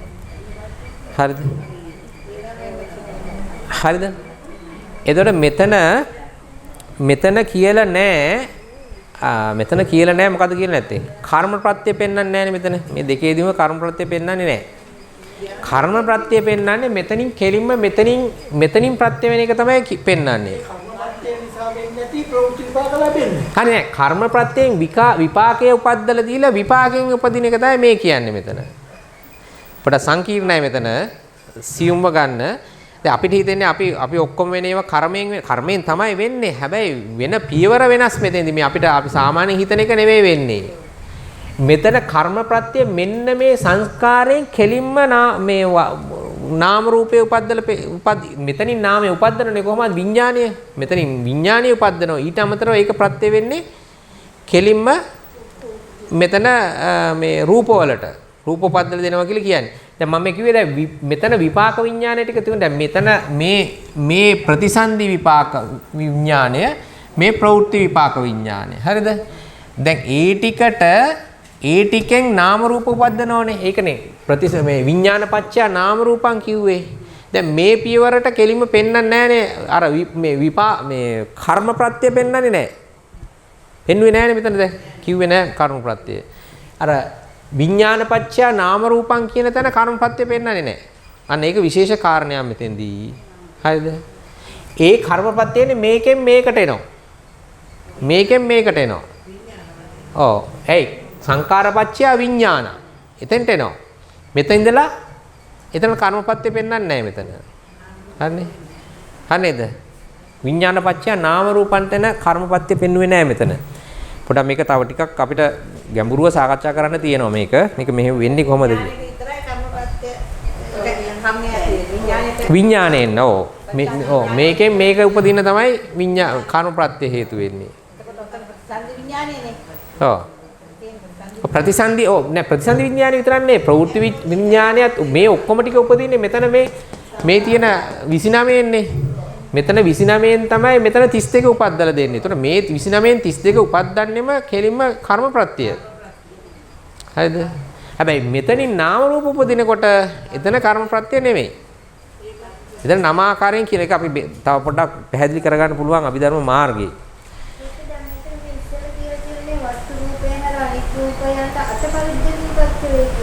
ඒක තමයි මේ පොදුවේ කියන්නේ දැන් මේ අර ඉස්සෙල්ලා කියම එක දැන් ඉස්සෙල්ලා පොදුවේ කියනවා විපාක විඥානය කියලා. විපාක විඥානය කියවනේ විපාක විඥානය කියන්නේ මේ දෙකම එකතුව කියන්නේ මේ. හරිද? ඒකම ආයෙත් පැහැදිලි කරනවා පොදුවේ කියනවා ඊට පස්සේ ඒකනේ කඩලා කියන්නේ මේ ප්‍රතිසන්දික්ෂණේ සහ ප්‍රවෘත්තික්ෂණේදී හෝ විපාක සංඛ්‍යාත්මක යම් නාමයක් රූපය හා මුසූ හෝ නොමුසූ වේද ඒ නාමයට ප්‍රතිසන්දික්ෂු කෘත්‍යයේ නියුක්ත වූ හෝ අන්‍ය විපාක විඥානය තෙම. එතන විපාක විඥානය තමයි ආයි කියන්නේ. විපාක විඥානය තමයි කියන්නේ මේ දෙක ගැන කියන්නේ මේ. විපාක විඥානය තෙම සහජාත අන්‍යෝන නිශ්චය විපාක ආහාරයේ ඉන්ද්‍රිය විප්‍රයුක්ත අස්ති අවිගත යන ප්‍රත්‍යශක්තියේ නව පරිද්දකින් ප්‍රත්‍ය වේ. දැන් මේක කඩලා අපිට තේරුම් ගන්න පුළුවන් අභිධර්ම මාර්ගයේ තියෙනවා ඒක. අපි මේක පොදුවේ කියලා තියෙන්නේ මේක. හරිද? දැන් මෙහෙම ඇත්තට මේ කියන්නේ මේ ප්‍රමාණයට අපිට මේ කියන්නේ තව ගැඹුරු පැහැදිලි කිරීමක් ඕන මෙතෙන්දී. තේරෙන්නේ නැහැ මේක මෙහෙම කිව්වට එකපාරටනේ. ඔව් අපි ඉස්සරහට යමු. වස්තු රූපයට ප්‍රතිසන්දික්ෂණෙහි වූ විපාක විඥානය තෙම වස්තු රූපයට ප්‍රතිසන්දික්ෂණයේදී වූ විපාක විඥානය තෙම සහජාත අන්‍යෝන්‍ය නිශ්චය විපාක ආහාරයේ ඉන්ද්‍රිය විප්‍රයුක්ත අස්ති අවිගත යන ප්‍රතිශක්තින්ගේ වශයෙන් නව පරිද්දකින් ප්‍රත්‍ය වේතනත් ඔය මේ ඔව් ඒ නමයම තමයි. ඔව් ඒ නමයමයි හැබැයි අර වෙනම පෙන්නනවා ඒක වස්තු රූපය කියන එක. ඒක විශේෂයිනේ. වස්තු රූපය උපදින්න කියන එක විශේෂයි. ඒක වෙනම පෙන්නනවා ඒ නමයම. ඒතර මම මේ විතරයි විශේෂයෙන් ගන්න ඕන කර්ම ප්‍රත්‍ය පෙන්වන්නේ නැහැ මෙතන. හරිද? ඒක තමයි තේරුම් ගන්න ඕන කාරණේ. ඊළඟ එකට යනවා වස්තු රූපය හැර අන්‍ය රූපයන්ට ඉහත කී අන්‍යෝන්‍ය ප්‍රත්‍ය හැර ඉතිරි අටවිද ප්‍රත්‍ය වූ ප්‍රතිශක්තියින් ශක්තියෙන් ප්‍රත්‍ය වේ. වස්තු රූපය හැර අන්‍ය රූපයන්ට. හරිද? ඒතර එකටම සහජාතව උපදිනවා අතන තියෙනෝනේ අතන දැන් කාම ලෝකයේදී නම් කාය දශකය භව දශකය. හරිද? ඔව් ඒකට අන්‍යෝන්‍ය ප්‍රත්‍ය නැතුව ඊටු ටික කියලා තමයි කියන්නේ. අටවිද වූ ප්‍රතිශක්තිය ප්‍රත්‍ය වේ. හරි. පුඤ්ඤාවි සංස්කාර අපුඤ්ඤාවි සංස්කාර විඥාන තෙම අසන්න සත්‍යයන්ගේ පුඤ්ඤාවි සංස්කාර අපුඤ්ඤාවි සංස්කාර විඥාන තෙම අන්‍ය සත්‍යයන්ගේ කර්මජ රූපයට හෝ පංචවෝකාර භවෙහි කර්මජ රූපයට හෝ සූත්‍රාන්තික පර්යායෙන් උපනිශ්‍රය ප්‍රත්‍ය වශයෙන් එක් පරිද්දකින් ප්‍රත්‍ය වේ. ඒ කියන්නේ දැන් පුඤ්ඤාභි සංස්කාරය අපුඤ්ඤාභි සංස්කාර විඥාන තේම. ඒ කියන්නේ මේ පියවර කියන්නේ ඔය. හරි. මෙතන පුඤ්ඤාභි සංස්කාර අපුඤ්ඤාභි සංස්කාර තේම. මෙතන කියන්නේ මේ ටික ඒ ටික ඒක හැබැයි කියන්නේ සූත්‍රාන්තික ප්‍රත්‍යයෙන්. උපනිශ්‍රය සූත්‍රාන්තික පර්යායෙන්. පරමාර්ථයෙන් නෙමෙයි කියන්නේ. හරිද? සූත්‍රාන්තික කියන්නේ දැන් සම්මුති දේශනාවෙන් ඒ කියන්නේ. දැන් අපි ඉගෙන ගන්න අභිධර්මයේනේ. අභිධර්ම පර්යායෙන් නෙමෙයි මේ කියන්නේ. සූත්‍රාන්තික පර්යායෙන් කියන්නේ සම්මුතියෙන්. සම්මුතියෙන් ගත්තාම උපනිශ්‍රය ප්‍රත්‍ය වෙනවා කියලා කියයි. දැන් මේවා මේ ප්‍රත්‍ය වීම ආකාරය සූත්‍ර පිටකයේ පැහැදිලි කරපු ඒ සියලු 24ම පැහැදිලි කරලා නැහැ. ඒ අනුව තමයි කියන්නේ ඒක කලබල වෙන්න ඕනේ නැහැ. අපි මේ සම්පූර්ණ කොටසනේ ඉගෙන ගන්න. අභිධර්ම පර්යායනේ අපි අභිධර්මයේනේ අපි ඉගෙන ගන්න. සූත්‍රාන්තික පර්යාය නෙමෙයිනේ. ඒ ගැන කලබල වෙන්න ඕනේ නැහැ. ප්‍රතිසන්දි විඥානය හා අபிසංස්කාර විඥානයන් හැර ඉතිරි විඥානය තෙම ප්‍රථම භවාංග චිත්තයාගේ පටන්ගෙන ඒ නාම රූපයට සුදුසු පරිද්දින් ප්‍රත්‍ය වේ. ඒ කියන්නේ මෙන්න මේ අபிසංස්කාර විඥානයයි ප්‍රතිසන්දි විඥානයයි හැරුණාම ප්‍රවෘත්ති විඥානේ ඉතුරු වෙන්නේ. හරිද? ප්‍රවෘත්ති විඥානයනේ ප්‍රවෘත්ති විපාක ටිකනේ ඉතුරු වෙන්නේ. අන්නේ ටික ගැන කියන්නේ ඉතිරි විඥානය තමයි කිව්වේ ඒක. ප්‍රථම භවාංග චිත්තයාගේ ගෙන පටන් ඒ නාම රූපයට සුදුසු පරිද්දෙන් ප්‍රත්‍ය වේ. සුදුසු පරිද්දෙන් කියලා ඒක පැහැදිලි කරලා නෑ මේක. එතන ඒක තමයි ඒකේ පැහැදිලි කරලා තියෙන්නේ. දැන් වෙලාව ඇති වෙයිද දන්නේ නැහනේ. අපි බලමු. බලන්න අභිධර්ම මාර්ගය තියෙනව නේද?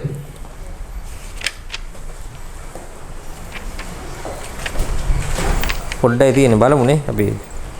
බලන්න 275 පිටුව 275 පිටුව 10 වෙනි පාඩම ප්‍රත්‍යවන ආකාරයේ කොටින් දැක්වීම. 275 පිටුව අභිධර්ම මාර්ගය.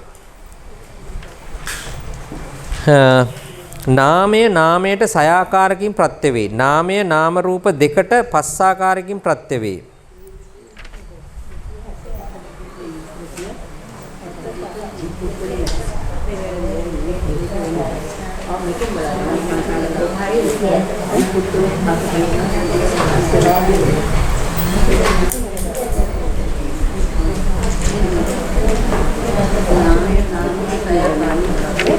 හරිනේ?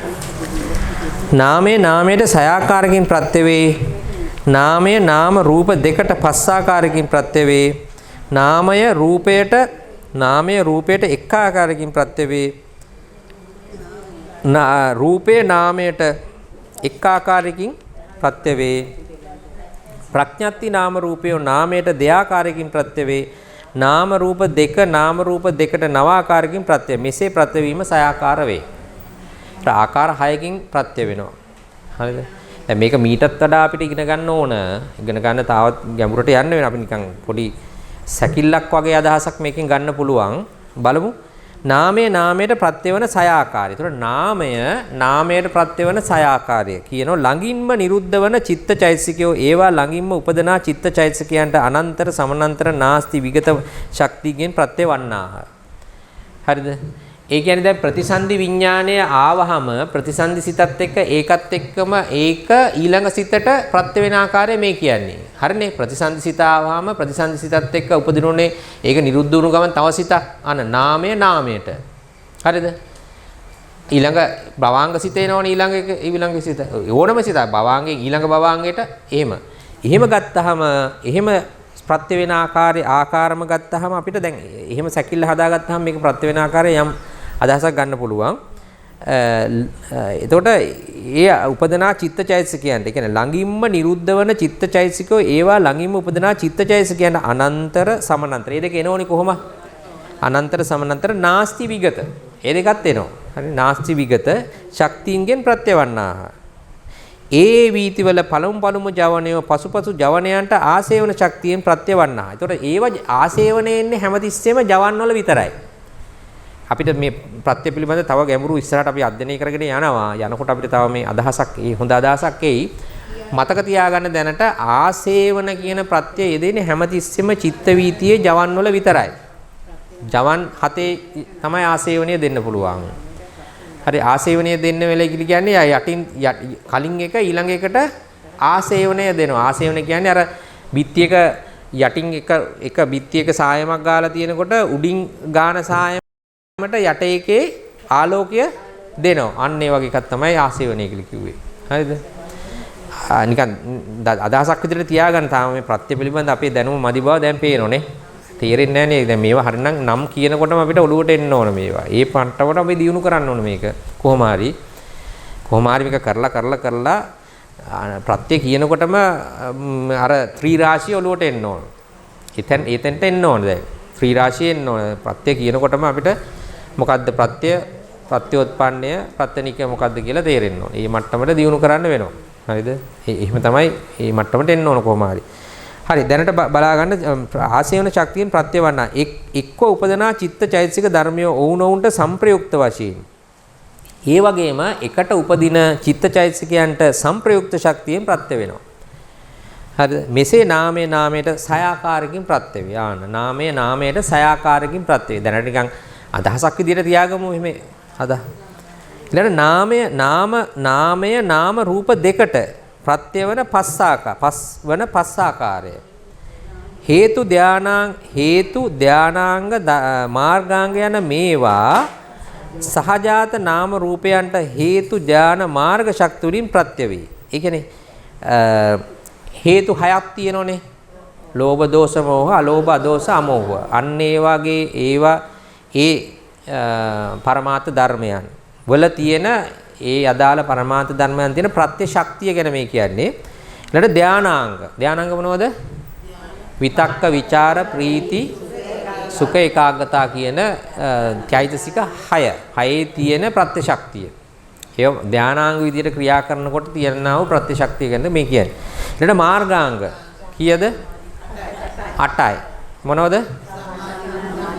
නෑ එහෙම කියනකට වඩා අපි කියමු ප්‍රඥා, විතර්ක, සම්මා වාචා, සම්මා කම්මන්ත, සම්මා ජීව, වීරිය, සති, ඒකාග්‍රතාව කියන චෛතසික 8. ඒක තමයි මාර්ගාංග කිව්වේ. හරිද? යන මේවා සහජාත නාම රූපයන්ට ඒකත් එක්ක උපදින නාම රූපයන්ට හේතු ධාන මාර්ග ශක්තිය වලින් ප්‍රත්‍ය වේ. ඒතර හේතු කියන ප්‍රත්‍ය ශක්තියයි ධාන කියන ප්‍රත්‍ය ශක්තියයි මාර්ග කියන ශක්තිය වලින් ප්‍රත්‍ය වේ. දැන් උතන මෙතන පැටලෙන ස්වභාවයක් තියෙනවා. දැන් හේතු කියලා පරමාර්ථ ධර්ම ටිකක් තියෙනවා. ධානාංග කියලා පරමාර්ථ ධර්ම ටිකක් තියෙනවා. මාර්ගාංග කියලා පරමාර්ථ ධර්ම ටිකක් තියෙනවා. හරිද? ඒවා ඉපදුනහම ඒවත් එක්ක උපදින ඒවා නාමනේ. ඒවා නාම. ඒවත් එක්ක උපදින ඒකත් එක්ක උපදින නාම රූපයන්ට ඒකත් එක්ක නාමයනුත් අයිත් උපදිනවා රූපයනුත් උපදින. ඒකත් එක්ක උපදින නාමයන් මොකද්ද? අනිච්චෛතසික සහ සිත්. ඒකත් එක්ක උපදින සිත් මොනවද? මේ රූප මොනවද? චිත්තජ රූප. ඇයි එකෙන් උපදිනෝනේ චිත්තජ රූප. අන්න ඒ දෙකට මෙන්න මේ කියන හේතු කියන ප්‍රත්‍ය ශක්තියත් ධාන කියන ප්‍රත්‍ය ශක්තියත් මාර්ග කියන ප්‍රත්‍ය ශක්තියෙන් ප්‍රත්‍ය වෙනවා. අන්න නාමය නාම රූප දෙකට ප්‍රත්‍ය වෙන ආකාරය. එක වෙලාවෙදිම මේ ප්‍රත්‍ය වෙනවා මේක. දෙකටම. ඇයි ඒකත් එක්ක උපදින චිත්තජ රූප උපදිනවනේ. හරි නේද? පොඩ්ඩක් සංකීර්ණයි. නිකන් අදහසක් විදිහට අරගෙන යනවා. හරිද? ඇයි කියන්නේ දැන් අපි කියමු හේතු කියන ඒවා දැන් අපි තුමු හේතු කියන අපි කියමු ත්‍රි හේතුක සිතක් ගත්තා කියමුකෝ. ලෝභ දෝෂ මෝහ අලෝභ අදෝෂ අමෝහ කියන තුනම යෙදිච්ච සිතක් එක්ක ඒකෙන් ඔය කියන අලෝභ අදෝෂ අමෝහ කියන තුනේම තියෙනව මොකද්ද? හේතු කියන ප්‍රත්‍ය ශක්තිය. තියෙනවනේ. ඒකෙන් ඒකත් එක්ක තව චෛතසික ටිකක් උපදිනව නේද? ඒව නාම නේද? ඔව්. ඒ වගේම ඒකත් එක්ක සිතක් උපදිනවා. ඒකත් නාමනේ. ඒ වගේම ඒ සිතෙන් චිත්තජ රූප ටිකකුත් ඒ වෙලාවෙම උපදිනව නේද? ඒ වෙලාවෙම උපදිනවා. එතකොට දැන් අර වයින් මොකද කරන්නේ?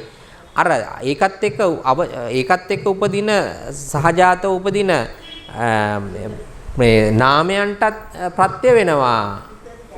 චිත්තජ එකෙන් උපදින චිත්තජ රූප ටිකකට ප්‍රත්‍ය වෙනවා. හරිනේ? තේරෙනවනේ? ඒක නිසා අන්න නාමය නාම රූප දෙකට ප්‍රත්‍ය වෙන ආකාරය එක වෙලාවෙම ප්‍රත්‍ය වෙනවා.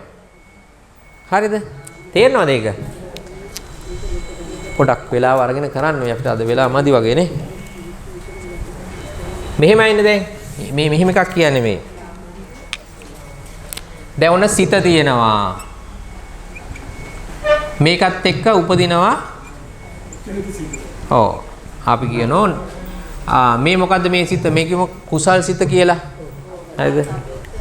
අපි කියමු දැන් විපාකේනේ අපි කතා කර හිටියේ. අපි විපාකේම ගමු. මේ මොකද්ද? සෝමනස්ස සහගත ඥාන සංප්‍රයුක්ත අසංකාරික විපාකසිත කියලා ගමු. විපාකනේ කතා කර කුසල් සිතේ තියෙන මේක. විපාක කියලා ගමුකෝ. විපාකසිත. හරිද? හයි මෙතනදී තියෙන්නේ ඒ කොහෙද තියෙන්නේ? මෙන්න මෙතන තියෙන්නේ. 9. මේක ඇතුලේ තියෙන්නේ. හරිද? ඒකේ තියෙනව නේද? ලෝභ, අලෝභ, අදෝස, අමෝහ තියෙනවද නැද්ද? තියෙනවා. අලෝභ, අදෝස, අමෝහ තියෙනවා. අලෝභ, අදෝස, අමෝහ. මේක අපි සිත් ටික එහෙම වියකින් ලියාගෙන යන්න බලන්න. මතක් වෙන්නත් එක්ක. මේ චෛතසික ටික මොනවද තියෙන්නේ? ටක් ගාලා ලියමු. ලොකුට නේද? ඊළඟ දවසට යන්න වෙනවා වෙලාව මදි වෙනෝනේ. මේකෙන් අවසන් කරමු. මෙහෙම සිත ඇන්දොත් සිත මේ පස්ස වේදනා සංඥා චේතනා ඒකාගතා දිවිතේන්ද්‍රිය මානසිකාරය ඊට පස්සේ විතක්ක විචාර අදිමොක්ක විරිය ප්‍රීති ඡන්ද හරිද ඊළඟට සද්දා සති හිරි ඔත්තප්ප අලෝභ අදෝස తත්‍ර මජ්ජත්තතා කාය පස්සද්දි චිත්ත පස්සද්දි කාය ලහුතා චිත්ත ලහුතා කාය මුදුතා චිත්ත මුදුතා කාය කම්මඤ්ඤතා චිත්ත කම්මඤ්ඤතා කාය දුකතා චිත්ත උද්දුකතා හරිද ඊට පස්සේ ප්‍රඥාවනේ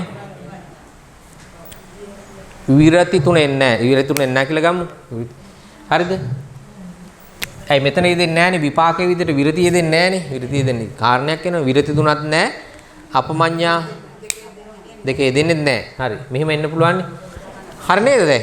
ඔන්න. එතකොට මේකේ කෝ මේ මෙතන ආවා මෙතන පස්ස වේදනා සංඥා චේතනා ඒකාගතා ජීවිතේන්ද්‍රිය මානසික. එතන නැහැ. විතක්ක ਵਿਚාර අදිමොක්ක විරිය ප්‍රීති ඡන්ද. මෙතන හොඳට සද්දා සති හිරි යොත්තප්ප අලෝභ අලෝභ අදෝස අදෝස මෙතන අමෝහ හරිද ඔන්න ඔය තුන හරිනේ හරි නේද හරි ඔන්න ඔය තුන තමයි හේතු තුන දැන් මේ සිතේ යෙදෙන හේතු තුන හරිද එතකොට මේ කියන්නේ මොකද්ද ඒ වගේම මේකෙන් උපද්දලා දෙනවා චිත්තජ රූප උපද්දනවද නැද්ද චිත්තජ රූප හරිද චිත්තජ රූප විතරක් නෙවෙයි මෙතන ප්‍රතිසන්දි කර්මජ රූපත් උපද්දනවා. ඒතර මේක හැබැයි සංකාර වලින් උපද්දනවා කියලා තමයි එතන පැහැදිලි කරන්නේ. අපි මෙතන මෙහෙම ගමුකෝ. චිත්තජ රූප නාම රූප වලට ප්‍රත්‍යවීමනේ අපි තේරුම් ගන්නෙ. එතකොට මේ සහජාතව මේ ටික උපදිනවා. දැන් හේතු කියන ප්‍රත්‍යය මේකෙන් මේකට ප්‍රත්‍ය වෙනවා මේකෙන් මේකට ප්‍රත්‍ය වෙනවා මේකෙන් මේකට මෙහෙම ප්‍රත්‍ය වෙනව නේද? ඒ වගේම මේකෙන් මෙහෙම ප්‍රත්‍ය වෙනවා මේකෙන් මේකට මෙහෙම. ඒ වගේම මේකෙන් මේකට ප්‍රත්‍ය වෙනවා චිත්තජ රූප වලට මේකෙන් මේකට ප්‍රත්‍ය වෙනවා මේකෙන් මේකට ප්‍රත්‍ය වෙනවා. මේකත් මෙහෙම ප්‍රත්‍ය වෙනව නේද? ආන්න එක විට මොකද වෙන්නේ? නාමයෙන් මේව නාමනේ. මේව නාම. ඒව ප්‍රත්‍ය ශක්තිය හේතු ප්‍රත්‍ය ශක්තිය. හරිද? ඒකෙන් අන්න නාමයටත් ප්‍රත්‍ය වුණා රූපයටත් ප්‍රත්‍ය වුණා. අන්න නාම රූපයට ප්‍රත්‍ය වෙන ආකාරය තමයි මේ කියන්නේ. ඒතර ඒක මේ විදිහටම ප්‍රත්‍ය වෙනවා හේතුත් ධාන ප්‍රත්‍යත් හේතු ප්‍රත්‍යත් ධාන ප්‍රත්‍යත් මාර්ග ප්‍රත්‍යත් තුන් ආකාරයෙන් නාම රූපයට ප්‍රත්‍ය වීම තමයි මේ කියන්නේ. හරි නේද එතකොට? තුන් ආකාරයෙන්. පැහැදිලිද? ඔව් මීට වඩා තව ගැඹුරට යන්න වෙනවා දැන් තේරෙනව නේද මේක ටිකක් ඔව් ඒක තමයි ටිකක් යන්න වෙනවා මේක දැන්. ඒ කියන්නේ මුල ඇතර මේව තේරෙන්නේ නැහැ මුල පදනම තිබුණ නැත්තම් මේව කිසිවක් තේරෙන්නේ නැහැ. අපි මේ පදනම දාගෙන ආපු නිසා තමයි මෙච්චර කල් හරි මේ මෙහෙම හරි අපිට තේරෙන්නේ. නැත්තම් මේව තේරෙන්නේ නැහැ. එක සැරේට මේව කිව්වට තේරෙන්නේ නැහනේ. තේරෙන්නේ නැහැ මේවා. හරිද? ඒතර ඒක තමයි මෙතන කිව්වේ හේතු ධානාංග මාර්ගාංග යන මේවා සහජාත නාම රූපයන්ට සහජාතනේ සහජාත නාම රූපයන්ට හේතු ධාන මාර්ග ශක්තිය වලින් ප්‍රත්‍ය වේ. සහජාත චේතනාව සහජාත නාම රූපයන්ට ද නානාශනික චේතනාව කර්මයෙන් උපදනා නාම රූපයන්ට ප්‍රත්‍ය වන්නේය. එතන මේක චේතනාවක් තියෙනනේ. ඒකත් කියනවා මෙතන. මෙතන පස්ස වේදනා සංඥා චේතනා චේතනාවත් අර විදිහටම සහජාත චේතනා සහජාත කර්ම ප්‍රත්‍ය හරිද ඒ වගේ නානාශනික කර්ම ප්‍රත්‍යයෙන් නානාශනික කර්ම ප්‍රත්‍ය හැබැයි මේකට නෙමෙයි එන්නේ ඒක මෙතනින් මෙහාට යන්නේ නානාශනික කියන්නෙම එතන නෙමෙයි තියෙන්නේ නානාශනික ඒ කියන්නේ චේතනා උපදින්නේ එක තැනක ප්‍රත්‍ය වෙන්නේ තව තැනක. ඒක සහජාතව නෙවෙයි වෙන්නේ. මේක සහජාතව වෙනවා මෙතෙන්දී. සහජාත ප්‍රත්‍ය මේක ඇතුලේ තියෙනවා. නානාශනික කියලා කියන්නේ ෂණ දෙකක්. නානාශනික ෂණ දෙකක ප්‍රත්‍ය වෙන්නේ. ඒක තමයි මෙතනින් මේ සංකාරයෙන් මේ විඥාණයෙන් උපදන විඥාණයට ප්‍රත්‍ය වීම තමයි කියන්නේ. විඥාණයෙන් ප්‍රත්‍ය වීම තමයි ඒ කියන්නේ. හරිද? ඒක පොඩක් සංකීර්ණ. අපි ඒක එතන වෙන නානාශනික චේතනාව කර්මයෙන් උපදනා නාම රූපයන්ට ප්‍රත්‍යවන්නේය. ඒ කියන්නේ එතකොට ඒකත් නාමය නාම රූපයන්ට ප්‍රත්‍යවීමක් කියන්නේ ඒ සහජාතව නේ හැබැයි ඒක. සහජාත ප්‍රත්‍යත් විතර තියෙනවා. සහජාත චේතනාවත් ප්‍රත්‍ය වෙනවා. ඒ වුණාට ඒක දැන් මේතන සහජාත ප්‍රත්‍ය මේ පෙන්වන්නේ සහජාත ප්‍රත්‍යවීම. සහජාත කර්ම ප්‍රත්‍ය තමයි මේ චේතනාවෙන් ප්‍රත්‍ය වීම. ඒක එකක්. හරිද? නානාශනික කර්ම ප්‍රත්‍ය කියන්නේ මෙන්න මෙතන සංකාරයේ උපදින සිතෙන් උපදිනවා නාම රූප උපද්දලා දෙනවා. හරිද? ඒතර චේතනාව මෙතන යෙදෙන්නේ ක්ෂණ දෙකක්. මේක එකක් අතන වෙනම ක්ෂණයක තමයි උපදින්නේ. ඒක නිසා තමයි නානාශනික කර්ම ප්‍රත්‍ය කියලා කිව්වේ එතන. ඒත් නාමය නාම රූපයට ප්‍රත්‍ය වෙන ආකාරය. නාමය නාම රූප ප්‍රත්‍ය වෙන ආකාරය. නානාශනික කියන්නේ එකක්. ඒක සහජාතව නෙමෙයි. සහජාත ප්‍රත්‍ය වීමුත් මෙතන තියෙනවා. හරිද? තව ඒ විදිහින් තව ටිකක් ඉගෙන ගන්න වෙනවා අපිට. ඒක පාට තේරෙන්නේ නැහැ අපිට.